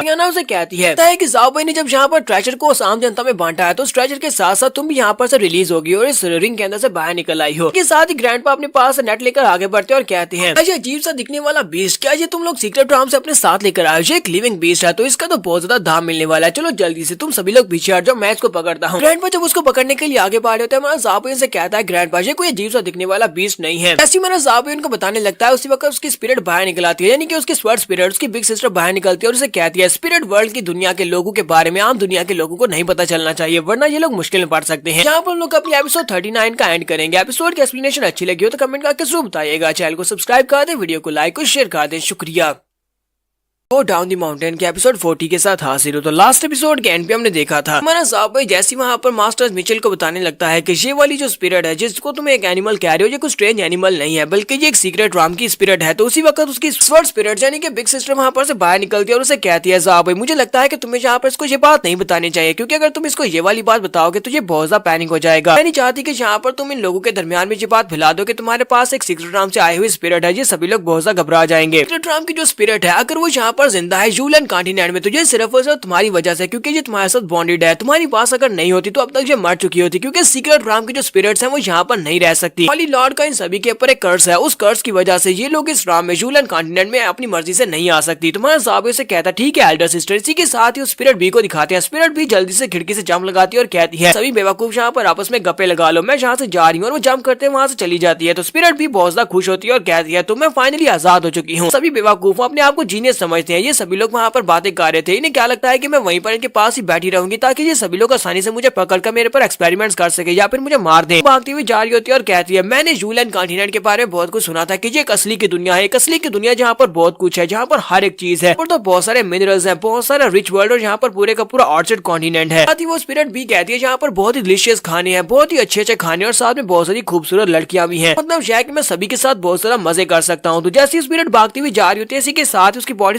जबरदस्त एनर्जी निकलती है और उसकी बॉडी के ऊपर जो ब्लड कर्स होता है वो एक्टिवेट हो जाता है और वहीं पर नीचे गिर जाती है और कहती है ऐसा कैसे हो सकता है, मेरे साथ कैसे हुआ। चिल्लाकर कहती है मेरी हेल्प करो, मेरी हेल्प करो। हमारा साहब ऊपर से जंप करते हुए सीधा उसके पास लैंडिंग करता है और उसे कहता है मुझे लगता है कि हमें यहाँ पर बात करनी होगी, हमें आपस में एक डील करनी पड़ेगी। साहब वहाँ पर आता है, उसकी हालत पहले से बेहतर हो जाती है, वो इस बात से काफी हैरान होती है। तो हमारा साहब उसे सारी की सारी बात बता देता है। ऐसी हमारा साहब उसे सारी की सारी बात बताता है तो उसी के साथ स्पिरिट भी फिर से रोना शुरू कर देती है और उसे कहती है तुम जो भी मुझे कहोगे मैं उसके लिए हाँ ही कहूंगी, यानी कि मैं तुम्हारे साथ रहने को तैयार हूं, मैं तुम्हारा हर एक काम करूंगी, लेकिन प्लीज मुझे अकेला मत छोड़ना वरना मैं मर जाऊंगी। हमारा ये जूलियन कॉन्टिनेंट तो बहुत ज्यादा स्कैरी है। स्वर्ड स्पिरिट उसे कहती है तुम्हें परेशान होने की जरूरत नहीं है, अगर तुम ज़ाओबाई के साथ रहोगी, ज़ाओबाई के साथ ही रहना होगा, ज़ाओबाई के साथ रहना यानी कि उससे ज्यादा दूर मत जाना, इसके साथ में तुम्हें एक खास डिस्टेंस के ऊपर रहना होगा, अगर उस डिस्टेंस से तुम दूर जाती हो तो फिर तुम्हारा ब्लड कर्स एक्टिवेट हो जाएगा। तो आर्याना उसे कहती है क्या तुम्हें पता है कि ये सीक्रेट राम के जो लोग हैं ये हमारे पर निशाना क्यों लगा रहे हैं, यानी कि हमें क्यों मारना चाहते हैं। तो स्पिरिट भी उसे कहती है ये सब कुछ हमारे होली लॉर्ड का किया धरा है, होली लॉर्ड ने हमें ऑर्डर्स दिए थे ये सब कुछ करने के लिए, लॉर्ड के ऑर्डर्स दिए थे कि लॉर्ड बिंगलिंग ऊपर वाले जितने भी हायर लेवल के लोग आए थे उन सभी से निपटेंगे और बाकी के सभी लोग जितने भी कचरा लोग हैं उन सभी से मुझे और मेरे पीछे जो स्पिरिट थी उसे निमटना होगा। मुझे नहीं पता कि यहाँ पर ये सब कुछ उसने क्यों करवाया, क्योंकि हम लोग होली लॉर्ड से कभी भी सवाल नहीं पूछते। स्वर्ड उसे कहती है लगता है कि होली लॉर्ड की जो भूख है वो और भी ज्यादा बढ़ती जा रही है, क्योंकि वो वहाँ पर सीक्रेट राम के अंदर सारी की सारी एनर्जी को ऑब्जर्व कर रहा है, लेकिन उसकी एनर्जी अब कम पड़ती जा रही है। इसी वजह से वो यूलैंड की फ्रेश एनर्जी को ऑब्जर्व करना चाहता है, इसी वजह से वो ये सब कुछ कर रहा है। मैंने भी इसी वजह से सीक्रेट राम को वहाँ से छोड़ा था, सीक्रेट राम को छोड़कर मैं यूलैंड कॉन्टिनेंट के ऊपर आ गई थी, लेकिन अब वो यूलैंड कॉन्टिनेंट के ऊपर आ चुका है और उसके यहाँ पर सबसे ज्यादा स्ट्रॉन्गेस्ट लोगों के ऊपर उसकी नजर है, ताकि वो उन सभी लोगों की एनर्जी को अपने लिए के तौर पर इस्तेमाल कर सके। तो माना ज़ाओबाई से कहता है बिग सिस्टर वो तुम्हारे पीछे क्यों है, वो हम सभी लोगों के पीछे क्यों है। सिस्टर से कहती है तो मैं तुम्हें यहाँ पर थोड़ी बैकग्राउंड हिस्ट्री के बारे में बताती हूँ। ड्राम के जितने भी पावरफुल लोग हैं वो सारी की सारी सीक्रेट स्पिरिट्स हमारे यूलैंड कॉन्टिनेंट के ऊपर नहीं आ सकती, क्योंकि हमारे जो पहले होली लॉर्ड हुआ करते थे उन्होंने यहाँ पर एक ब्लड कर्स लगाया था सभी के सभी सीक्रेट राम स्पिरिट्स के ऊपर, उसने एक ब्लड कर्स लगाया था ताकि वो यूलैंड कॉन्टिनेंट के ऊपर अपनी मर्जी से ना जा सके। लेकिन हमारा जो इस वक्त जो होली लॉर्ड है वो इस लिमिट को ब्रेक करना चाहता है, वो इस लिमिट को ब्रेक करके कर्स से आजाद होना चाहता है ताकि वो इस दुनिया में आ सके, यूलैंड कॉन्टिनेंट के ऊपर आ सके। प्रिंस जूलियन उसे कहते हैं तुम्हारे कहने का मतलब यह है कि वो सीक्रेट राम की जितनी भी स्पिरिट्स हैं वो सारी की सारी हमें खाने की तरह समझती हैं ताकि वो हमारी एनर्जी को ऑब्जर्व कर सके, हम उनके लिए खाना है। सिस्टर उनसे कहती है तुम्हें यहाँ पर इस बारे में नहीं सोचना चाहिए, मुझे ये सब कुछ पहले से पता था, मैं तुम्हें वहाँ पर सीक्रेट राम में जाने से रोक सकती थी लेकिन मैंने तुम्हें नहीं रोका, क्योंकि अगर मैं लोगों को बताती तब भी कोई मेरी बात के ऊपर यकीन नहीं करता, लेकिन अब तुम्हारी बात के ऊपर सभी लोग यकीन करेंगे। तो इसी के साथ स्पिरिट भी चलाकर उनसे कहती है हमारे सेहोली लॉर्ड जो है वो भी उस राम की ब्लड कर्स को नहीं हटा पाए, तो फिर ये लड़का कैसे कर सकता है। तो सभी लोग उसकी तरफ देखते हैं और उसे कहते हैं क्या तुम्हें नहीं पता ये हमारी सीरीज का मेन कैरेक्टर है, यानी कि ये हीरो है तो ये कर सकता है। ज़ाओबाई सीक्रेट स्पिरिट बी को अपना पेट बना लेता है, उसके गले में रस्सी डालता है और काउंसिल के मेंबर्स के पास लेकर आता है, लॉर्ड हैरिस के पास लेकर आता है। तो लॉर्ड हैरिस उसे कहते हैं तो इसका मतलब यह है कि सीक्रेट राम के अंदर एक बाउंड्री है, वो बाउंड्री बहुत ज्यादा पावरफुल है और इतनी अनबिलीवेबल बाउंड्री है कि अंदर से कोई भी लिविंग थिंग्स को वहां से लेकर नहीं आ सकता, लेकिन तुम वहां से एक लिविंग थिंग को यहाँ पर लेकर आए हो। पूरी हिस्ट्री में जितनी बार भी कोई सीक्रेट राम के अंदर गया है वहां पर से कोई भी किसी भी लिविंग थिंग को लेकर नहीं आ पाया। ये सब कुछ फॉरबिडन कर्स की वजह से होता है, फॉरबिडन कर्स जो कि गॉड्स ने इन सभी स्पिरिट्स के ऊपर सभी एनिमल्स के ऊपर लगाया हुआ है, लेकिन फिर भी तुम वहां पर से एक बीस्ट को लेकर आए हो। लॉर्ड हैरिस से कहते हैं क्या वाकई में ये एक लो लेवल का बीस्ट है, लेकिन इसे देखकर लगता है कि ये इंटेलिजेंस वाला बीस्ट है, क्यों ना तुम इस इंटेलिजेंस वाले बीस्ट को मुझे दे दो ताकि मैं जाकर इसे अपनी लेबोरेटरी में जाकर इसके ऊपर एक्सपेरिमेंट्स कर सकूं और जाकर इसको स्टडी कर सकूं कि आखिर इसके अंदर क्या है। ज़ाओबाई और आर्याना दोनों वहां पर सोच रहे थे अब क्या होगा अगर उन्होंने सीक्रेट स्पिरिट को यहाँ पर पकड़ लिया और इसे अपने साथ एक्सपेरिमेंट्स के लिए ले गए तो बहुत ही बुरा होगा। इसी के साथ ही आर्याना वहाँ पर बड़ी आराम के साथ स्पिरिट बी के कान में कहती है जो तुम्हारे पर रिसर्च करने वाले हैं। तो इसी के साथ वो बहुत ज्यादा घबरा जाती है और वहाँ पर एक डॉगी बनने का नाटक करती है और अपने पाँव के साथ सर गुजारना शुरू कर देती है। तो लॉर्ड हैरिस की तरफ देखते हैं और कहते हैं मुझे तो लगा था कि ये एक बहुत ही इंटेलिजेंस वाला कोई बहुत ही पावरफुल बीस्ट हो सकता है, लेकिन ये तो सिर्फ और सिर्फ एक डॉगी है, अजीब सा दिखने वाला डॉगी है। से कहते हैं हाँ ये बहुत ही अजीब सा दिखने वाला कोई डॉगी है, आपको अपने एडवांस अपने मैजिकल स्किल्स को इसके ऊपर यूज नहीं करना चाहिए। अगर हमें दोबारा कोई बहुत ही पावरफुल एडवांस मैजिकल बीस्ट मिलता है तो उसे आपके पास लेकर आएंगे ताकि आप उसे स्टडी कर सकें। तो भाई कहता है क्या मैं क्या करूंगा, मुझे अपने एट्रीब्यूट्स के बारे में कुछ भी नहीं पता और मुझे ये भी नहीं पता कि सीक्रेट राम का कर्स मेरे पर काम क्यों नहीं करता। ये बताएं कि यहाँ पर मुझे कौन बता सकता है, मेरे सवालों के जवाब कौन दे सकता है। तो लॉर्ड हैरिस से कहते हैं तुम्हें यहाँ पर डिस्करेज होने की जरूरत नहीं है। साथ ही उसे कहते हैं कि पूरे के पूरे यूलैंड कॉन्टिनेंट के ऊपर सिर्फ और सिर्फ एक ही जगह है जहाँ पर तुम्हें तुम्हारे सारे सवालों के जवाब मिल सकते हैं। फिर साथ ही उसे कहते हैं हमारी होली लैंड जहाँ पर हजारों स्वर्ड्समैन जाने का सपना देखते हैं, हजारों स्वर्ड्समैन वहाँ पर अकेडमी में जाने का सोचते हैं। एल्डियर स्वर्ड्समैन अकेडमी के बारे में बात कर रहा हूँ। स्वर्ड्समैन अकेडमी के जो एल्डर्स हैं वो तुम्हें तुम्हारे सवालों के जवाब दे सकते हैं। तुम्हारा ज़ाओबाई से कहता हूँ मुझे याद आया लास्ट टाइम आपने कहा था कि मैं वहाँ पर जा सकता हूँ, वहाँ पर जाकर मैं अपने एट्रीब्यूट्स को भी टेस्ट कर सकता हूँ, वहाँ पर जाकर आगे पढ़ाई कर सकता हूँ। ज़ाबाई उसे कहता है लेकिन उसके पास सीक्रेट रूम ओपन हुई है, मैं वहाँ पर जा नहीं पाया। तो आपको लगता है कि वहाँ पर कोई ऐसा एल्डर होगा जो कि मेरे सवालों के जवाब दे सकता है? क्या वहाँ पर कोई है ऐसा? तो इसी के साथ ही वहाँ पर ग्रैंडपा मिचेल चले आते हैं। ग्रैंडपा मिचेल उसे कहते हैं तुम्हें लगता है कि हम लोग यहाँ पर काउंसिल के मेंबर्स, हम लोग सबसे ज्यादा स्ट्रॉन्गेस्ट है यूलियन कॉन्टिनेंट के ऊपर, हम सबसे ज्यादा स्ट्रॉन्ग है, लेकिन हम लोग सिर्फ और सिर्फ नाम के स्ट्रॉन्गेस्ट है, लेकिन असल में जो स्ट्रॉन्गेस्ट एल्डर्स है वो हम में से नहीं है बल्कि वो कोई और है। स्ट्रॉन्गेस्ट एल्डर जो पहले सबसे ज्यादा स्ट्रॉन्गेस्ट एल्डर हुआ करते थे इस पूरे के पूरे यूलियन कॉन्टिनेंट के ऊपर, सभी लोगों ने रिटायर होने का फैसला किया। रिटायर होने के बाद वो इस वक्त कुछ एल्विया मैजिक अकेडमी में चले गए और कुछ एल्डिया स्वर्ड्समैन अकेडमी में चले गए हैं। उन लोगों ने वहां पर जाने का फैसला किया और वहां के प्रोफेसर्स बनने का फैसला किया कि वो आराम कर सकें, और उसके बाद उन्होंने यहाँ पर हमें नाम निहाद स्ट्रॉन्गेस्ट पीपल्स बना दिया। सभी स्ट्रॉन्गेस्ट एल्डर्स के सामने तो हमारा नाम भी कुछ भी नहीं है, यानी कि हम लोग उनके सामने कुछ भी नहीं, वो इतने पावरफुल हैं। साहब भी बहुत ज्यादा खुश हो जाता है और कहते हैं तो इसका मतलब यह है कि मुझे अकेडमी में जाना होगा, मुझे एल्डिया स्वर्ड्समैन अकेडमी में जाकर उन एल्डर्स को ढूंढना होगा ताकि वो मेरे सवालों के जवाब दे सके और मुझे बता सके कि मैं कौन हूँ और मेरे पास इतनी पावर्स कहाँ से आई हैं। आरियाना उसे कहती है वो सभी के सभी एल्डर्स बहुत ज्यादा मिस्टीरियस है, पिछले कई सालों से, कई 100 सालों से उन लोगों को किसी ने भी नहीं देखा। तुम्हें क्या लगता है कि वो इतनी आसानी के साथ तुम्हें मिलेंगे? वो तुम्हें क्यों मिलेंगे? हैरिस उनसे कहते हैं क्या तुम लोग इस बारे में भूलो कि मैं कौन हूँ? मैं इस वक्त एल्डिया स्वर्ड्समैन अकेडमी का ऑनरी डीन हूँ। इसका मतलब यह है कि मैं तुम्हें उनके साथ मिलवा सकता हूँ, मैं अरेंज कर सकता हूँ, मैं तुम्हें वहाँ पर डायरेक्टली अकेडमी में दाखिला दिलवा सकता हूँ, क्योंकि इस टाइम के ऊपर मेरे जैसे ताल्लुकात वाले लोग बहुत ज्यादा काम आते हैं। हालांकि मेरे पास बहुत सारा पैसा नहीं है, लेकिन मेरे पास प्रेस्टीज है, इज्जत है और उन सभी लोगों के सामने मेरा नाम है, तुम्हें वहाँ पर मैं इंट्रोड्यूस करवा सकता हूँ, जहाँ पर दूसरे लोगों की तरह बिल्कुल भी नहीं, जो कि बिल्कुल बेकार है। जबकि ग्रैंडपा मिचेल वहाँ पर सोच रहे थे थोड़ी देर पहले यहाँ पर मैंने इसको यहाँ पर बेकार साबित किया था, लेकिन अब इसने यहाँ पर मुझे बेकार साबित कर दिया। लेकिन साथ ही लॉर्ड हैरिस हमारे ज़ाबाई को एक स्क्रॉल देते हैं जो कि मैजिकल टेलीपोर्टेशन स्क्रॉल होता है। तो स्क्रॉल को ओपन करने से हमारा ज़ाबाई डायरेक्टली एल्डिया स्वर्ड्समैन अकेडमी में पहुंच जाएगा। तो नेक्स्ट सीन में हम देखेंगे हमारा ज़ाबाई एल्डिया मैजिक एल्डिया स्वर्ड्समैन अकेडमी में जाएगा, तो वहाँ पर जाकर नया एडवेंचर स्टार्ट होने वाला है, जो कि हम लोग नेक्स्ट एपिसोड में देखेंगे। एपिसोड की एक्सप्लेनेशन अच्छी लगी हो तो कमेंट करके जरूर बताइएगा, चैनल को सब्सक्राइब कर दे, वीडियो को लाइक और शेयर कर दे। शुक्रिया। तो गाइस कैसे आप सब लोग गो डाउन द माउंटेन के एपिसोड 41 के साथ हाजिर हो। तो लास्ट एपिसोड के एंड पे हमने देखा था हमारे ज़ाबाई को मास्टर हैरिस से अपने पास एक स्क्रॉल देते हैं, वो एक टेलीपोर्टेशन स्क्रॉल होता है। तो उस टेलीपोर्टेशन स्क्रॉल को ओपन करने से ये लोग डायरेक्टली एल्डिया स्वर्ड्समैन अकेडमी में पहुंच जाएंगे। तो हमारा ज़ाबाई अपने हाथ में स्क्रॉल लेकर बैठा होता है, आरियाना से कहता है आरियाना मुझे पास इस वाले स्क्रॉल को ओपन करता है, और स्क्रॉल को ओपन करने के साथ ही हम लोग एल्डिया स्वर्ड्समैन अकेडमी में पहुंच जाएंगे। वहाँ पर जाने के बाद हमें जाकर एल्डर्स को ढूंढना होगा, एल्डर्स को ढूंढ हम लोग उनके पास से सवाल पूछेंगे और मेरे सारे के सारे सवालों के जवाब मुझे मिल जाएंगे। ज़ाबाई अपने टाइगर से कहता है कि टीम मैं चाहता हूँ कि तुम इस स्पिरिट के ऊपर नजर रखना, ये स्पिरिट तुम्हारे हवाले है। तो उसकी रस्सी उसके पास होती है, आरियाना उसके पास आती है। हमारा ज़ाबाई से कहता है आरियाना क्या तुम भी हमारे साथ चलने वाली हो? तो आरियाना से कहते हैं हाँ मैं तुम्हारे साथ चलने वाली हूँ। ज़ाबाई से कहता है कि तुम तो एक मैजिशियन हो, हम लोग तो स्वर्ड्समैन अकेडमी में जा रहे हैं, तुम्हारे जैसे एक मैजिशियन का वहाँ पर क्या काम है? तो दूसरी अकेडमी में जाना चाहिए, एल्वी मैजिक अकेडमी में जाना चाहिए। तो आरियाना उसकी बात सुनने के बाद शर्माना शुरू कर देती है और उसे कुछ बता नहीं पा रही होती कैसे वो उसके साथ जाना चाहती है, क्योंकि वो उसे पसंद करती है। के साथ ही बिग सिस्टर वहाँ पर से बाहर निकलती है। बिग सिस्टर बाहर निकलने के बाद हमारे ज़ाबाई के कंधे के पास ही बैठी होती है और उसे कहती है छोटे भाई क्या तुम्हें नहीं पता कि मैजिशियंस भी स्वर्ड्समैन अकेडमी में जा सकते हैं? हमारी ज़ाव आना इस वक्त वहाँ पर खेलने के लिए जा रही है, तुम्हारे साथ वहाँ पर जा रही है ताकि ये भी कुछ मजा कर सके। तुम्हारा ज़ाबाई से कहता अच्छा तो ये बात है कि तुम वहाँ पर मजे करने के लिए जा रही हो, तो फिर ठीक है हम लोग एनी नाना को भी अपने साथ ही ले चलते हैं। उसकी ये वाली बात सुनने के बाद हमारी आरियाना काफी ज्यादा खुश हो जाती है और कहती है चलो शुक्र है कि बिग सिस्टर के यहाँ पर आने के बाद मेरे और ज़ाबाई के दरमियान में रिलेशनशिप पहले से काफी ज्यादा बेहतर होने वाला है, कि ये बीच में आकर हम दोनों के रिलेशनशिप को बेहतर करेगी। लेकिन जैसे वो सामने की तरफ थोड़ा घूर कर देखती है तो पता चलता है कि बिग सिस्टर ने अपने बड़े से बूब को हमारे ज़ाबाई के कंधे के ऊपर रखा होता है। वहाँ से बेचारी और भी ज्यादा घबरा जाती है और उसे झटका लगता है। वो कहती है मुझे नहीं लगता कि यहाँ पर मेरा रिलेशनशिप इसके साथ ज्यादा अच्छा होने वाला है, बल्कि इसका रिलेशनशिप इसके साथ ज्यादा अच्छा हो रहा है।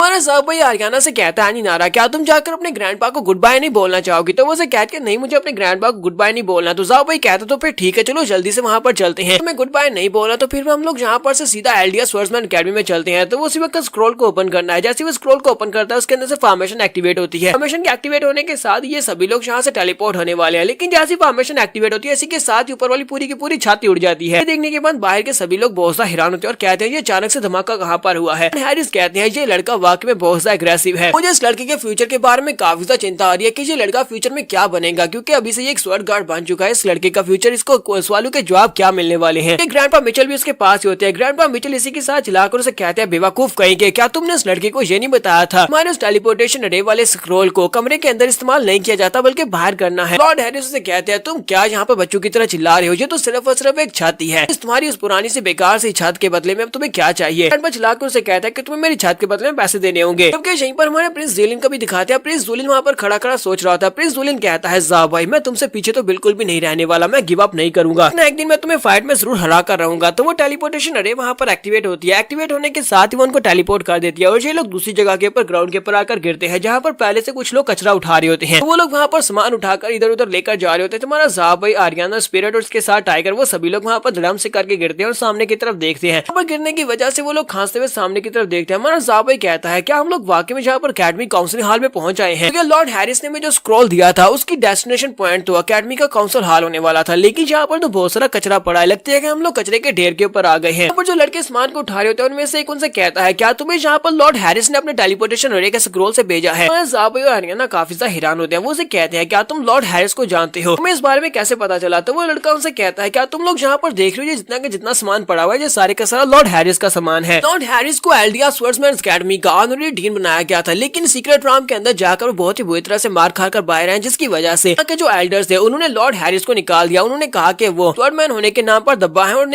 अकेडमी का डीन होने का कोई भी हक नहीं है। उन्होंने उसका सारा सामान उठाकर यहाँ पर फेंक दिया है। तुम लोग यहाँ पर उसी स्क्रोल से यहाँ पर आए होगे क्योंकि उस स्क्रोल को भी साथ में फेंक दिया गया, जिसकी वजह से डेस्टिनेशन यहाँ पर आ गई। तुम लोग भी इसी कचरे में यहाँ पर आ गिरे हो। पर जाओ भाई और आर्याना को लॉर्ड हैरिस की बात याद आती है। लॉर्ड हैरिस हंसते हुए अपनी बड़ाई करते हुए उनसे कहते हैं मैं यहाँ पर अपनी रिकमेंडेशन से तुम्हें वहाँ पर भेज रहा हूँ तो तुम्हें वहाँ पर वीआईपी के साथ ट्रीट किया जाएगा। जबकि वो लड़के उनसे कहते हैं कि ये तो बहुत ही अच्छी बात है, तुम्हारी किस्मत काफी ज्यादा अच्छी है कि तुम लोग यहाँ पर आ गए। थोड़ी देर और लेट आते तो हम लोग इस सारे कचरे को उठाकर समुद्र में फेंक कर आने वाले थे और उस वक्त तुम समुद्र में जाकर गिरते और मछलियां तुम्हें खा जाती। जाबिर और आर्याना वहाँ से आगे की तरफ बढ़ते। अब उन्हें एल्डिया अकेडमी की तरफ खुद ही चलकर जाना होगा, तो वो लोग एल्डिया अकेडमी की तरफ आगे बढ़ते हैं, गली में चलते हुए जा रहे होते हैं। आर्याना कहती है अब हम लोग आगे क्या करेंगे। जाब भाई कहता है कि अब हम लोग यहाँ पर एल्डर से मिलने के लिए आए थे, हम लोग एल्डर से मिलकर ही वापस जाएंगे। इसके साथ ही वहाँ पर कुछ लड़कों को दिखाते हैं जो कि भागते हुए दूसरी तरफ जा रहे होते हैं और कह रहे होते हैं कोई तो रास्ते से हटो, सभी लोग रास्ते से हट जाओ, हमें वहाँ पर जाना है। जाब भाई कहता है कि इन सभी लोगों को हुआ क्या, ये सभी लोग भागते हुए तरफ क्यों जा रहे हैं। यहाँ पर एक अंकल जो कि चीजें बेच रहा था वो उनसे कहता है ये सभी लोग यहाँ पर एंट्रेंस एग्जाम देने के लिए आए हैं, क्या तुम लोग भी यहाँ पर एंट्रेंस एग्जाम देने के लिए आए हो। तो तुम लोग लेट हो गए तो तुम्हें बाहर फेंक दिया जाएगा, यानी कि तुम्हें एग्जाम भी नहीं लेने दिया जाएगा। हमारा जाब भाई उसे कहता है कि हम लोग यहाँ पर एग्जाम देने के लिए नहीं आए बल्कि हम लोग यहाँ पर किसी को ढूंढने के लिए आए हैं। तो वो उसे कहता है अंकल क्या तुम्हें पता है कि अकेडमी के एल्डर्स को कैसे मिला जा सकता है, हम लोग यहाँ पर एल्डर से मिलने के लिए आए हैं। तो वो अंकल आगे हंसना शुरू कर देता है और उसे कहता है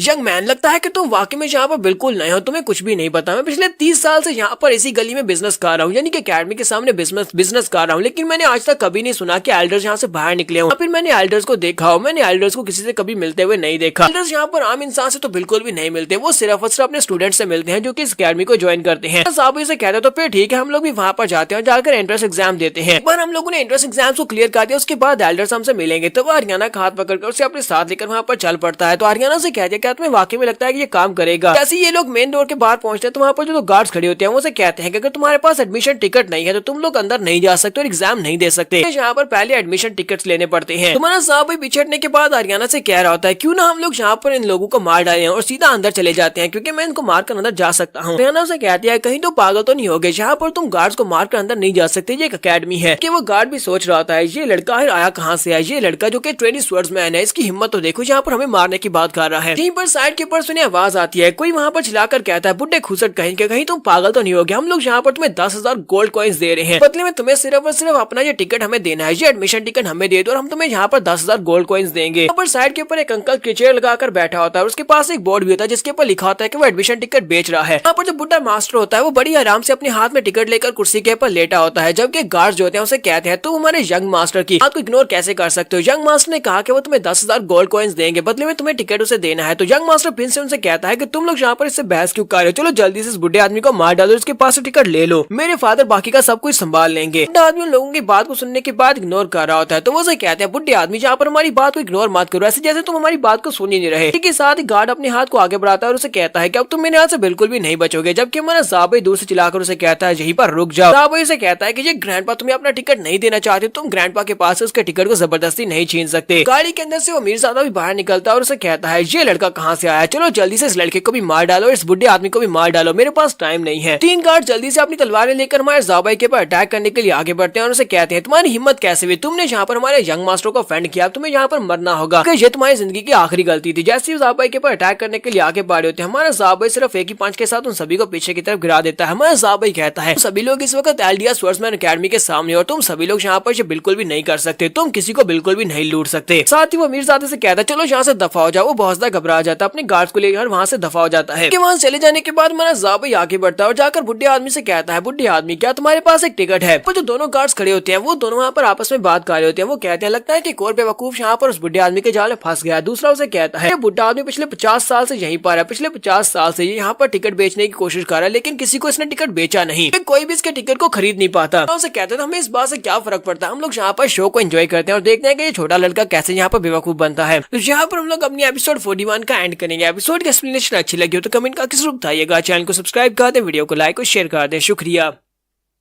गो डाउन दी माउंटेन के एपिसोड 42 के साथ हाजिर हो। तो लास्ट एपिसोड के एंड पे हमने देखा था कि हमारा ज़ाबाई वहाँ पर से जो मीरजादा अपने कुछ गार्ड्स के साथ अंकल को बुली खा रहा होता है, उन सभी को वहाँ पर से भगा देता है। उसके बाद वो ग्रैंडपा की तरफ आगे बढ़ता है और उसे कहता है ग्रैंडपा क्या तुम्हारे पास टिकट है। तो ग्रैंडपा उसे कहते हैं हाँ मेरे पास टिकट है, लेकिन मैं तुम्हें इस टिकट को इस तरह तो बिल्कुल भी नहीं बेचने वाला। वो मुझे इतने सारे पैसे दे रहे थे, मैंने उन्हें इस टिकट को इतनी आसानी से नहीं बेचा। ज़ाबाई उसे कहता है कि नहीं नहीं अंकल, मैं यहाँ पर तुमसे ये वाला टिकट फ्री में तो बिल्कुल भी नहीं लेने वाला, कि मैंने कुछ लोगों को यहाँ पर से मार कर भगा दिया, तुम्हारी मदद की तो इसके बदले में टिकट मांग लूंगा। नहीं तुम बताओ कि तुम्हें इसकी क्या कीमत चाहिए। तो ग्रैंडपा से कहते हैं कि मुझे यहाँ पर कीमत बिल्कुल भी नहीं चाहिए, मुझे यहाँ पर कुछ और चाहिए, कुछ ऐसा जिसमें मुझे इंटरेस्ट हो। और साथ ही उसकी नजर आरियाना के ऊपर पड़ती है। आरियाना की तरफ देखता है, साहिल लाट टपकाना शुरू कर देता है और कहता है कुछ ऐसा जिसकी वजह से मुझे यहाँ पर इंटरेस्ट हो और मैं तुम्हें ये टिकट फ्री में दे दूं, मुझे कुछ ऐसा दे दो। जबकि स्पिरिट भी वहाँ पर सोच रही होती है ये बंदा कुछ ज्यादा ही अनलकी होने वाला है, क्योंकि इस बंदे ने लड़के जो कि एक स्वर्ड गार्ड है, एक बहुत ही पावरफुल स्वर्ड गार्ड है, उसकी लड़की के ऊपर नजर डाल दिया। अब देखना इस बुढ़े आदमी के साथ क्या होने वाला है। बुढ़ा मास्टर वहाँ पर लाट टपका रहा होता है, आरियाना को देखकर लाट टपका रहा होता है, साथ ही सरशरम के मारे उसकी गाल जो होती है लाल हो रही होती है। देखने के बाद हमारे ज़ाबाई को अपना मास्टर याद आता है कि उसके मास्टर बुक को पढ़ते हुए उनकी लाल भी इसी तरह टपकती थी और साथ ही उनकी आंखों के नीचे इस तरह के सुरख सुरख धब्बे पड़ जाते थे। तुम्हारा ज़ाबाई से देखते ही कहता है मुझे समझ आ गई तुम्हारे साथ क्या मसला है। वो बुढ़ा ग्रैंडपा से कहता है कि अब इस बात का क्या मतलब है। तुम्हारा ज़ाबाई से कहता है ग्रैंडपा मुझे ये बताओ कहीं तुम्हें किडनी फेलियर तो नहीं है। मास्टर को जब किडनी फेलियर हुआ करता था उस वक्त उन्हें भी सेम इसी तरह के सिम्टम्स होते थे, उनकी लाल टपकती थी, साथ ही उनकी आंखों के नीचे सुरख रंग के धब्बे पड़ते थे गाल के ऊपर। तो बुढ़ा ग्रैंडपा से कहता है तुम्हें ये सब कुछ कैसे पता है, ये क्या बकवास किए जा रहे हो, मुझे कोई किडनी फेलियर नहीं है। तुम्हारा ज़ाबाई से कहता है ग्रैंडपा तुम्हें घबराने की जरूरत नहीं है, अगर तुम्हें वाकई में किडनी फेलियर है तो मैं यहाँ पर से चेक कर सकता हूँ, मैं तुम्हारी कमर में ट्विच करूंगा, अगर टिंगलिंग सेंसेशन ज्यादा हुई तो इसका मतलब यह है कि तुम्हारी किडनी फेलियर ज्यादा है, और अगर कम हुई तो किडनी फेलियर कम होगी। ग्रैंडपा से कहता है ये तुम मेरे साथ क्या कर रहे हो, तुम मेरी कमर में हाथ क्यों डाल रहे हो। तो ग्रैंडपा पहले तो घबरा रहा था, हमारा ज़ाबाई इसी के साथ ही अपने हाथ को आगे बढ़ाता है, उसकी कमर में जाकर ट्विच करता है। जैसे वहाँ पर ट्विच करता है इसी के साथ ही बुढ़े अंकल को एक जबरदस्त झटका लगता है, क्योंकि ज़ाबाई एक स्वर्ड गार्ड है तो उसकी पावर्स काफी ज्यादा है। अंकल वहाँ पर जोर जोर से चिल्लाना शुरू कर देता है। तो आरियाना कहती है क्या क्या वाकई में यहाँ पर ज़ाबाई का तरीका काम किया। बुढ़ा अंकल अब किसी लड़की के सामने जहाँ पर अपने आप को चिल्लाता हुआ तो नहीं दिखा सकता। वो उसे कहता है नहीं मुझे कुछ भी नहीं हुआ, मैं तो बिल्कुल ठीक हूँ, मुझे बिल्कुल भी हर्ट नहीं हुआ, मेरी बॉडी बहुत ज्यादा टफ है।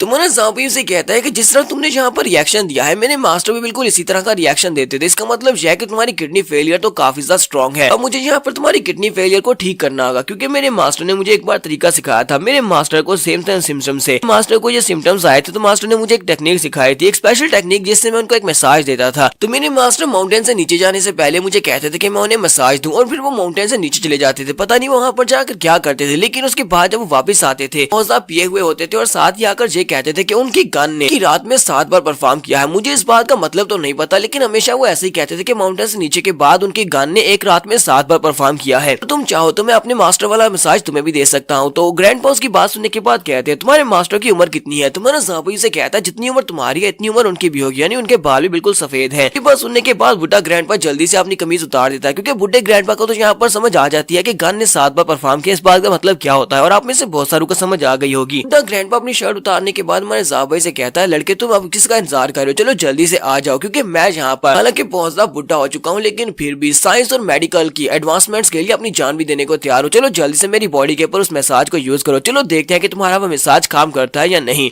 तो मैंने साहब भाई से कहता है ठीक है ग्रैंडपा, यहाँ पर मैं करता हूँ। इसी के साथ ही मेरा साहब भाई वहाँ पर स्पेशल टेक्निक को यूज करता है। वो उसकी बॉडी के ऊपर डिफरेंट जगहों के ऊपर बहुत सारे पंचेस मारता है। सारे पंचेस मारने के बाद ग्रैंडपा की बॉडी के ऊपर काफी बुरा इफेक्ट पा रहा होता है, लेकिन इसी के साथ ही ग्रैंडपा को वहाँ पर कुछ और महसूस हो रहा था कि उनका जो नीचे वाला हिस्सा होता है वो काफी ज्यादा पावरफुल हो जाता है। इसके साथ ही जब हमारा साहब उसे आखिरी पंच मारता है तो आखिरी पंच के साथ ही वो मसाज कंप्लीट हो जाता है। ग्रैंडपा पीछे जाकर बिल्डिंग के साथ टकराते हैं। ना चिल्लाकर कहती है क्या ग्रैंडपा ठीक होंगे? साहब भाई ने यहाँ पर कहा था कि मसाज करेगा, लेकिन इसने तो उसका कीमा बना दिया है। थोड़ी देर के बाद ग्रैंडपा वहाँ से बाहर निकलते हैं और ग्रैंडपा तो काफी ज्यादा हट्टे कट्टे हो चुके होते हैं। उनके मसल्स वसल सब कुछ सही हो चुका होता है। उनकी गन भी अब पहले से ज्यादा बेहतर हो चुकी होगी क्योंकि उनके अंदर अब नई जान आ गई है। तो ग्रैंडपा रोना शुरू कर देते हैं और साथ ही कहते हैं इतने सालों के बाद दोबारा मुझे यहाँ पर जवान होकर बहुत ज्यादा अच्छा महसूस हो रहा है। अब मैं देखना जाकर, अब तो मैं जाकर उन सभी लड़कियों को बहुत ज्यादा मजे देने वाला हूँ और खुद भी बहुत ज्यादा मजे करने वाला हूँ। तो ग्रैंडपा जल्दी से भागते हुए आगे बढ़ते हैं और साहब भाई के गले लग जाते हैं और उसे कहते हैं लड़के तुम्हारा बहुत बहुत शुक्रिया, तुमने जहाँ पर मेरी मदद की है। लड़के तुमने जहाँ पर मुझे सालों के बाद वो एहसास दिया है जिस एहसास को महसूस करने के लिए मैं तरस रहा था। सालों के बाद इस एहसास को मैं दोबारा से जाकर महसूस करने वाला हूँ और आज मुझे बहुत ज्यादा मजा आने वाला है। पता नहीं तुम्हें कैसे यहाँ पर रिपे कर सकूंगा, यानी ये सांस का बदला कैसे चुकाऊंगा। साहब ये से कहता है अगर तुम मुझे थैंक यू बोलना चाहते हो तुम अपना टिकट मुझे दे सकते हो। तो ग्रैंडपा उसे कहते हैं अच्छा अच्छा तुम्हें मेरा टिकट चाहिए? हाँ क्यों नहीं, बाकी में एक बहुत ही अच्छे लड़के हो, ये लो ये टिकट तुम्हारा हुआ, तुम इस टिकट को लो जाकर एग्जाम दो। ग्रैंडपा हमारे साहब भाई को टिकट देने के बाद वहाँ पर से आगे बढ़ते हैं और कहते हैं चुई हुआ जाओली शाओजिया, चलो जल्दी से रेडी हो जाओ, तुम्हारा आशिक खाने वाला है। आज रात में तुम तीनों को बिल्कुल भी सोने भी नहीं देने वाला। तो ग्रैंडपा खुशी खुशी वहाँ से चले जाते हैं। जबकि उसके चले जाने के बाद हमारा साहब भाई कहता है क्या तुमने देखा वो बुढ़ा आदमी कितना ज्यादा खुश हो गया है? मेरे मास्टर भी इसी तरह बहुत ज्यादा खुश हो जाते थे जब मैंने मसाज देता था। बाद में बहुत ही खुश हो जाते और खुशी खुशी माउंटेन से नीचे चले जाते थे। पता नहीं वहाँ पर क्या करने के लिए जाते थे। जबकि आर्याना उसकी बात सुनने के बाद सोच रहे थे मुझे लगता है कि तुम्हारे मास्टर ने तुम्हें जो भी कहा था उन अल्फाज को दोबारा से तुम्हें समझने की जरूरत है। यहाँ पर कुछ और ही मीनिंग्स निकल रहे हैं। इस बार दरवाजे के ऊपर जो गार्ड्स होते हैं वो साहब भाई और आर्याना को बिल्कुल भी नहीं रोकते। हमारा साहब भाई कहता है पता नहीं गार्ड ने हमें रोका क्यों नहीं, हमारे पास टिकट था, उन्होंने टिकट को चेक भी नहीं किया, एनवेलप को खोला भी नहीं और हमें अंदर जाने दिया। तो आर्याना उसे कहती है क्योंकि उन लोगों ने वहाँ पर तुम्हें उस प्रोसीजर को परफॉर्म करते हुए देखा था। वो दोनों गार्ड्स भी चाहते हैं कि एक बार तुम स्कूल के अंदर चले जाओ, एक बार तुम यहाँ के स्टूडेंट बन जाओ, एक बार तुम उन दोनों को भी मैसेज देना। तो इसी वजह से उन्होंने तुम्हें यहाँ पर अंदर आने दिया है। इसी के साथ ही वहाँ पर एक टीचर एग्जामिनर अपीयर होता है और उन सभी लोगों से कहता है कि सभी लोग जो कि इस बार इस सिलेक्शन टेस्ट को देने वाले हैं वो सभी के सभी लोग जल्दी से ग्रेट हॉल में जमा हो जाओ, बहुत ही जल्दी टेस्ट स्टार्ट होने वाला है। तुम्हारा साहब और रानिया वो लोग भी वहाँ से भागते हुए ग्रेट हॉल की तरफ चल पड़ते हैं ताकि वो लोग जाकर वहाँ पर अपने टेस्ट को स्टार्ट कर सके। ये सभी लोग भागते हुए ग्रेट हॉल की तरफ जाते हैं, वहाँ पर बहुत सारे लोग पहले से मौजूद होते हैं। तो इसी के साथ एक बंदा वहाँ पर आता है और हमारे साहब भाई से कहता है तुम तीनों यहाँ पर खड़े क्या कर रहे हो, चलो जल्दी से जाकर लाइंस बनाओ, सिल्वर वाले राइट हॉल में जाएंगे और ब्रॉन्ज वाले लेफ्ट हॉल में जाएंगे। क्या तुम्हारे पास टिकट है? चलो जल्दी से अपने टिकट के मुताबिक जाकर लाइन में खड़े हो जाओ। साहब भाई से कहता है कि मुझे तो पता भी नहीं है कि टिकट के कलर भी होते हैं। अच्छा ठीक है फिर देखते हैं कि मेरे टिकट का कौन सा कलर है। हमारा साहब भाई जैसे ही अपने एनवेलप को खोलता है वो कहता है ये तो गोल्डन कलर है कि मेरे पास सिल्वर भी नहीं है और मेरे पास ब्रॉन्ज भी नहीं है। तो उस बुढ़े आदमी ने यानी उस ग्रैंडपा ने मुझे बेवकूफ बनाया, उसने यहाँ पर गोल्डन टिकट डाला हुआ है जो कि किसी भी काम का नहीं है। जबकि वो बंदा जो कि उसके पास खड़ा था वो उसे कहता है अच्छा अच्छा रुको रुको जरा, तुम तो यहाँ पर एक स्पेशल केस हो। कहता प्लीज मुझे माफ करना, मुझे पहले तुम्हारे टिकट को चेक करना चाहिए था, तुम लोग तो गोल्डन टिकट से यहाँ पर आए हो। साहब भाई उसे कहता है कि इस बात का क्या मतलब है कि हम लोग गोल्डन टिकट से यहाँ पर आए हैं। कि बुढ़े ग्रैंडपा ने हमें धोखा नहीं दिया। साथ ही वहाँ पर जो बाकी के डिसाइपल्स आए होते हैं वो सभी लोग जो बात सुनते ही बहुत ज्यादा हैरान हो जाते हैं और कहते हैं ऐसा कैसे हो सकता है। इस लड़के को देखकर लगता नहीं है कि इस लड़के के पास इतनी क्वालिफिकेशंस हैं, लेकिन इस लड़के को यहाँ पर एक गोल्डन टिकट दिया गया है। गोल्डन टिकट की मदद से ये बिना किसी प्रीलिमिनरी टेस्ट को पास किए वहाँ पर स्पेशल गेस्ट में जा सकता है। और कुछ स्पेशल बच्चे हैं, तकरीबन 50 ऐसे गोल्डन टिकट्स हैं पूरे के पूरे यूल एंड कॉन्टिनेंट के ऊपर सिर्फ 50 ही गोल्डन टिकट्स है। गोल्डन टिकट सिर्फ और सिर्फ स्पेशल एबिलिटीज वाले बच्चों को ही मिलती है। इन सारे प्रीलिमिनरी एग्जाम्स को छोड़कर फाइनल एग्जाम देते हैं जहाँ पर टीचर उनको खुद टीचर अपनी क्वालिफिकेशंस के मुताबिक उनको चेक करते हैं और अगर वो वहाँ पर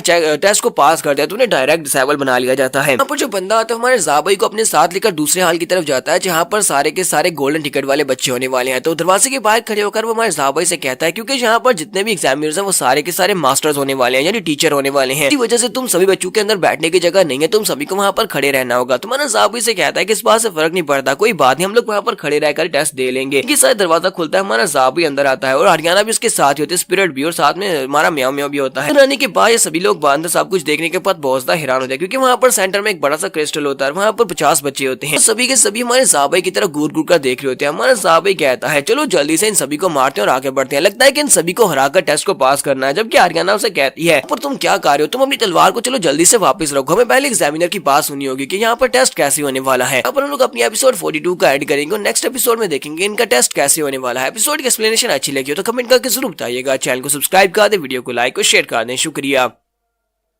तो गाइस कैसे हैं आप सब लोग। गो डाउन द माउंटेन के एपिसोड 43 के साथ हाजिर हो। तो लास्ट एपिसोड के एंड पे हमने देखा था कि हमारा साहब भाई टेस्ट देने के लिए टेस्ट हॉल में पहुंच जाता है। वहां पर पहुंचने के बाद उनके सामने एक बड़ा सा क्रिस्टल होता है। वहां पर बहुत सारे बच्चे होते हैं। यहाँ पर टोटल 50 बच्चे होंगे क्योंकि सिर्फ और सिर्फ 50 ही गोल्डन टिकट से सभी स्पेशल एबिलिटी वाले बच्चों का यहाँ पर स्पेशल टेस्ट लिया जा रहा है, जहाँ पर ऊपर एग्जामिनर्स खड़े हैं। एग्जामिनर पर्सनली इनके साथ फाइट करेंगे और उनके इवैल्यूएशन करेंगे। उसी के साथ उस क्रिस्टल के अंदर से आवाज आती है और क्रिस्टल उनसे कहता है चलो तुम सभी लोग यहाँ पर खामोश हो जाओ, हम टेस्ट को स्टार्ट करने वाले हैं। तो उनसे कहा जाता है कि जिस भी बच्चे का नंबर यहाँ पर बोला जाएगा, बच्चा यहाँ पर आगे आ जाएगा, रिंग में आकर खड़ा हो जाए। तो इसी के साथ ही वो नंबर 83, 71, 83 कहते हैं। इसके साथ ही एक बड़ी प्यारी सी क्यूट सी लड़की होती है, अपने हाथ में तलवार लेकर आगे बढ़ती है और कहती है जो तो मेरा नंबर है। तब कि हमारा ज़ाबई वहाँ पर क्रिस्टल को बोलता हुआ देखकर काफी हैरान हो रहा था और कहता है कि क्रिस्टल बात कैसे कर सकता है। ना उसे कहती है कि मैंने सुना है कि मैजिक ने बहुत ज्यादा तरक्की कर लिया। मैजिक के साथ साथ एल्केमी और फिजिक्स को मिलाकर इस क्रिस्टल को बनाया गया ताकि इसे इंटेलिजेंस दी जा सके और ये क्रिस्टल यहाँ पर इसलिए बात कर सकता है। क्रिस्टल भी यहाँ पर एग्जाम्स को लेने के लिए एग्जामिनर के तौर पर यूज किया जा रहा है। उस क्रिस्टल उन लोगों से कहता है कि जो भी बच्चा यहाँ पर जिसका नंबर बोला जाएगा वो यहाँ पर आएगा, अपना नाम बताएगा और साथ ही अपने एट्रीब्यूट्स को बताएगा। तो लड़की वहाँ पर आने के बाद कहती है मेरा नाम विक्टोरिया एल है। साथ ही वो उनसे कहती है कि मेरे पास अर्थ एट्रीब्यूट है, करंट कल्टीवेशन लेवल इस वक्त स्वर्ड एम्परर है। इसके साथ ही वहाँ पर एक मास्टर से कहा जाता है, उससे कहता है क्रिस्टल मास्टर से कहता है मास्टर फारियो प्लीज वहाँ पर जाएं क्योंकि आपके पास भी अर्थ एट्रीब्यूट है, तो आप उसके साथ जाकर फाइट करें। यहाँ पर क्रिस्टल उनको बताता है कि मास्टर फारियो जो कि अर्थली स्वर्ड मैन है और ऊपर से मास्टर सेंट लेवल पर है। तो विक्टोरिया मास्टर फारियो तुम्हारे ऊपर अटैक करेंगे लेकिन उनका सेंट लेवल का पावर लेवल सप्रेस किया जाएगा एम्परर लेवल पर, यानी तुम्हारी पावर लेवल के बराबर। जब वो तुम्हारे पर अटैक करेंगे तुम्हारे पास सिर्फ एक ही मौका होगा, अटैक को ऑफेंड करो, उस अटैक को डिफेंड करो या जो भी करो, तुम्हें इस अटैक को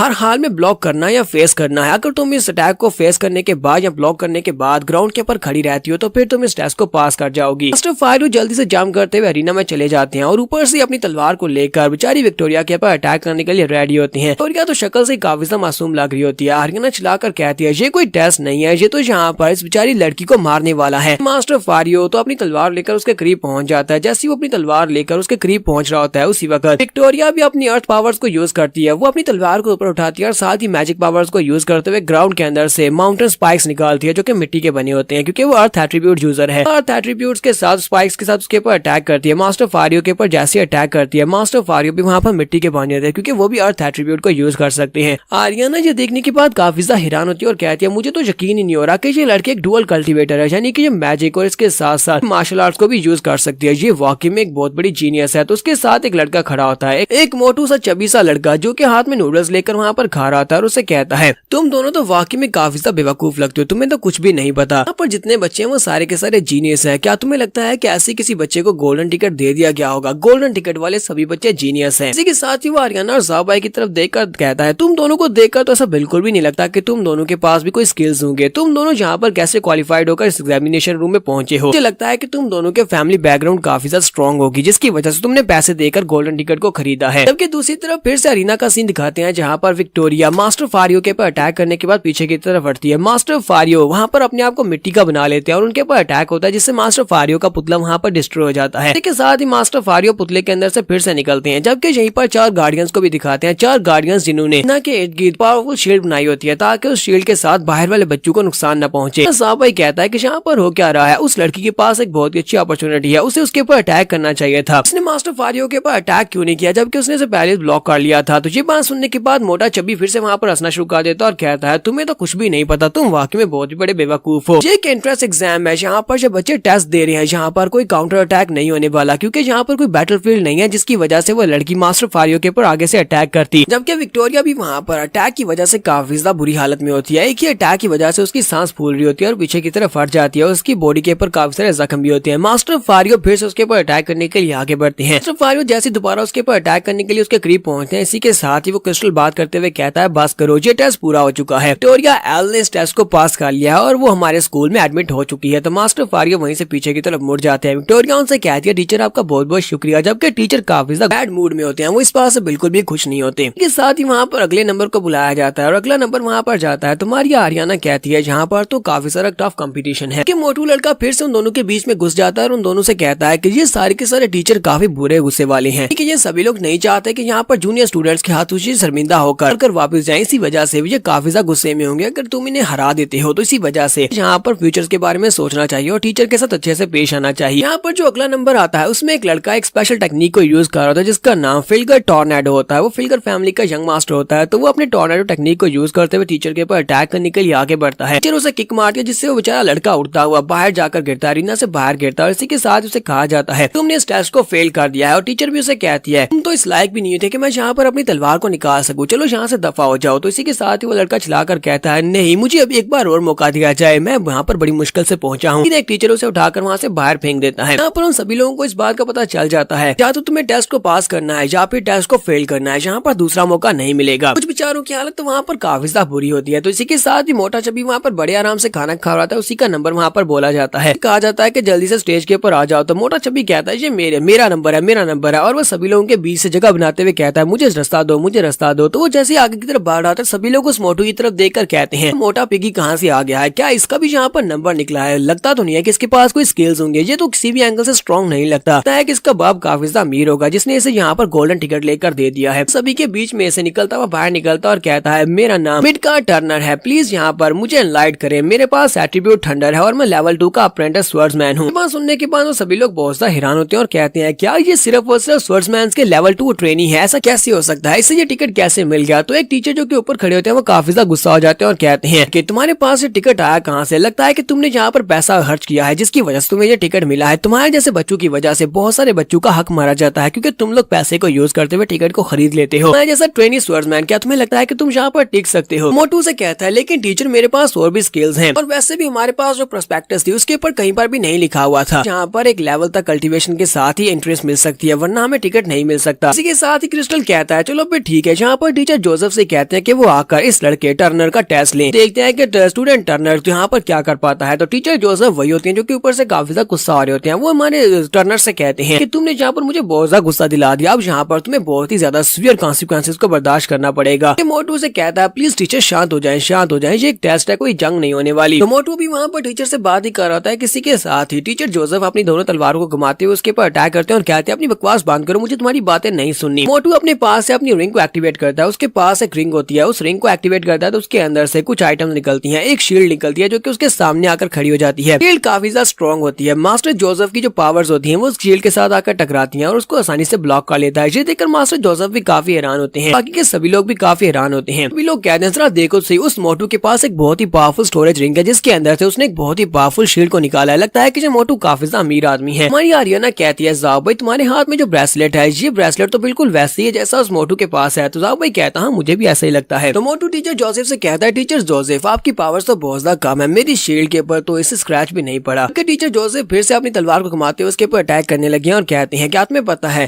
एक मैजिक वेपन कितना ज्यादा कीमती होता है? चलो देखते हैं कि तुम अपने पास और कितने सारा कीमती वेपन्स को निकाल पाते हो, क्योंकि जब भी तुम्हारे पास वेपन्स खत्म हो जाएंगे तब तुम मरोगे। बैरियर बनाने वाले बैरियर की स्ट्रेंथ को इंक्रीज कर देते हैं और कहते हैं टीचर जोसेफ पागल हो गए हैं, चलो जल्दी से यहाँ पर बैरियर की स्ट्रेंथ को 20% कर दो, कहीं ऐसा ना हो कि बाकी बच्चों को नुकसान पहुंचे। यहाँ पर हम लोग अपनी एपिसोड 43 का एंड करेंगे और नेक्स्ट एपिसोड में देखेंगे क्या मोटू टेस्ट को पास कर पाएगा या नहीं। एपिसोड की एक्सप्लेनेशन अच्छी लगी हो तो कमेंट करके जरूर बताइएगा। चैनल को सब्सक्राइब कर दें, वीडियो को लाइक और शेयर कर दें। शुक्रिया।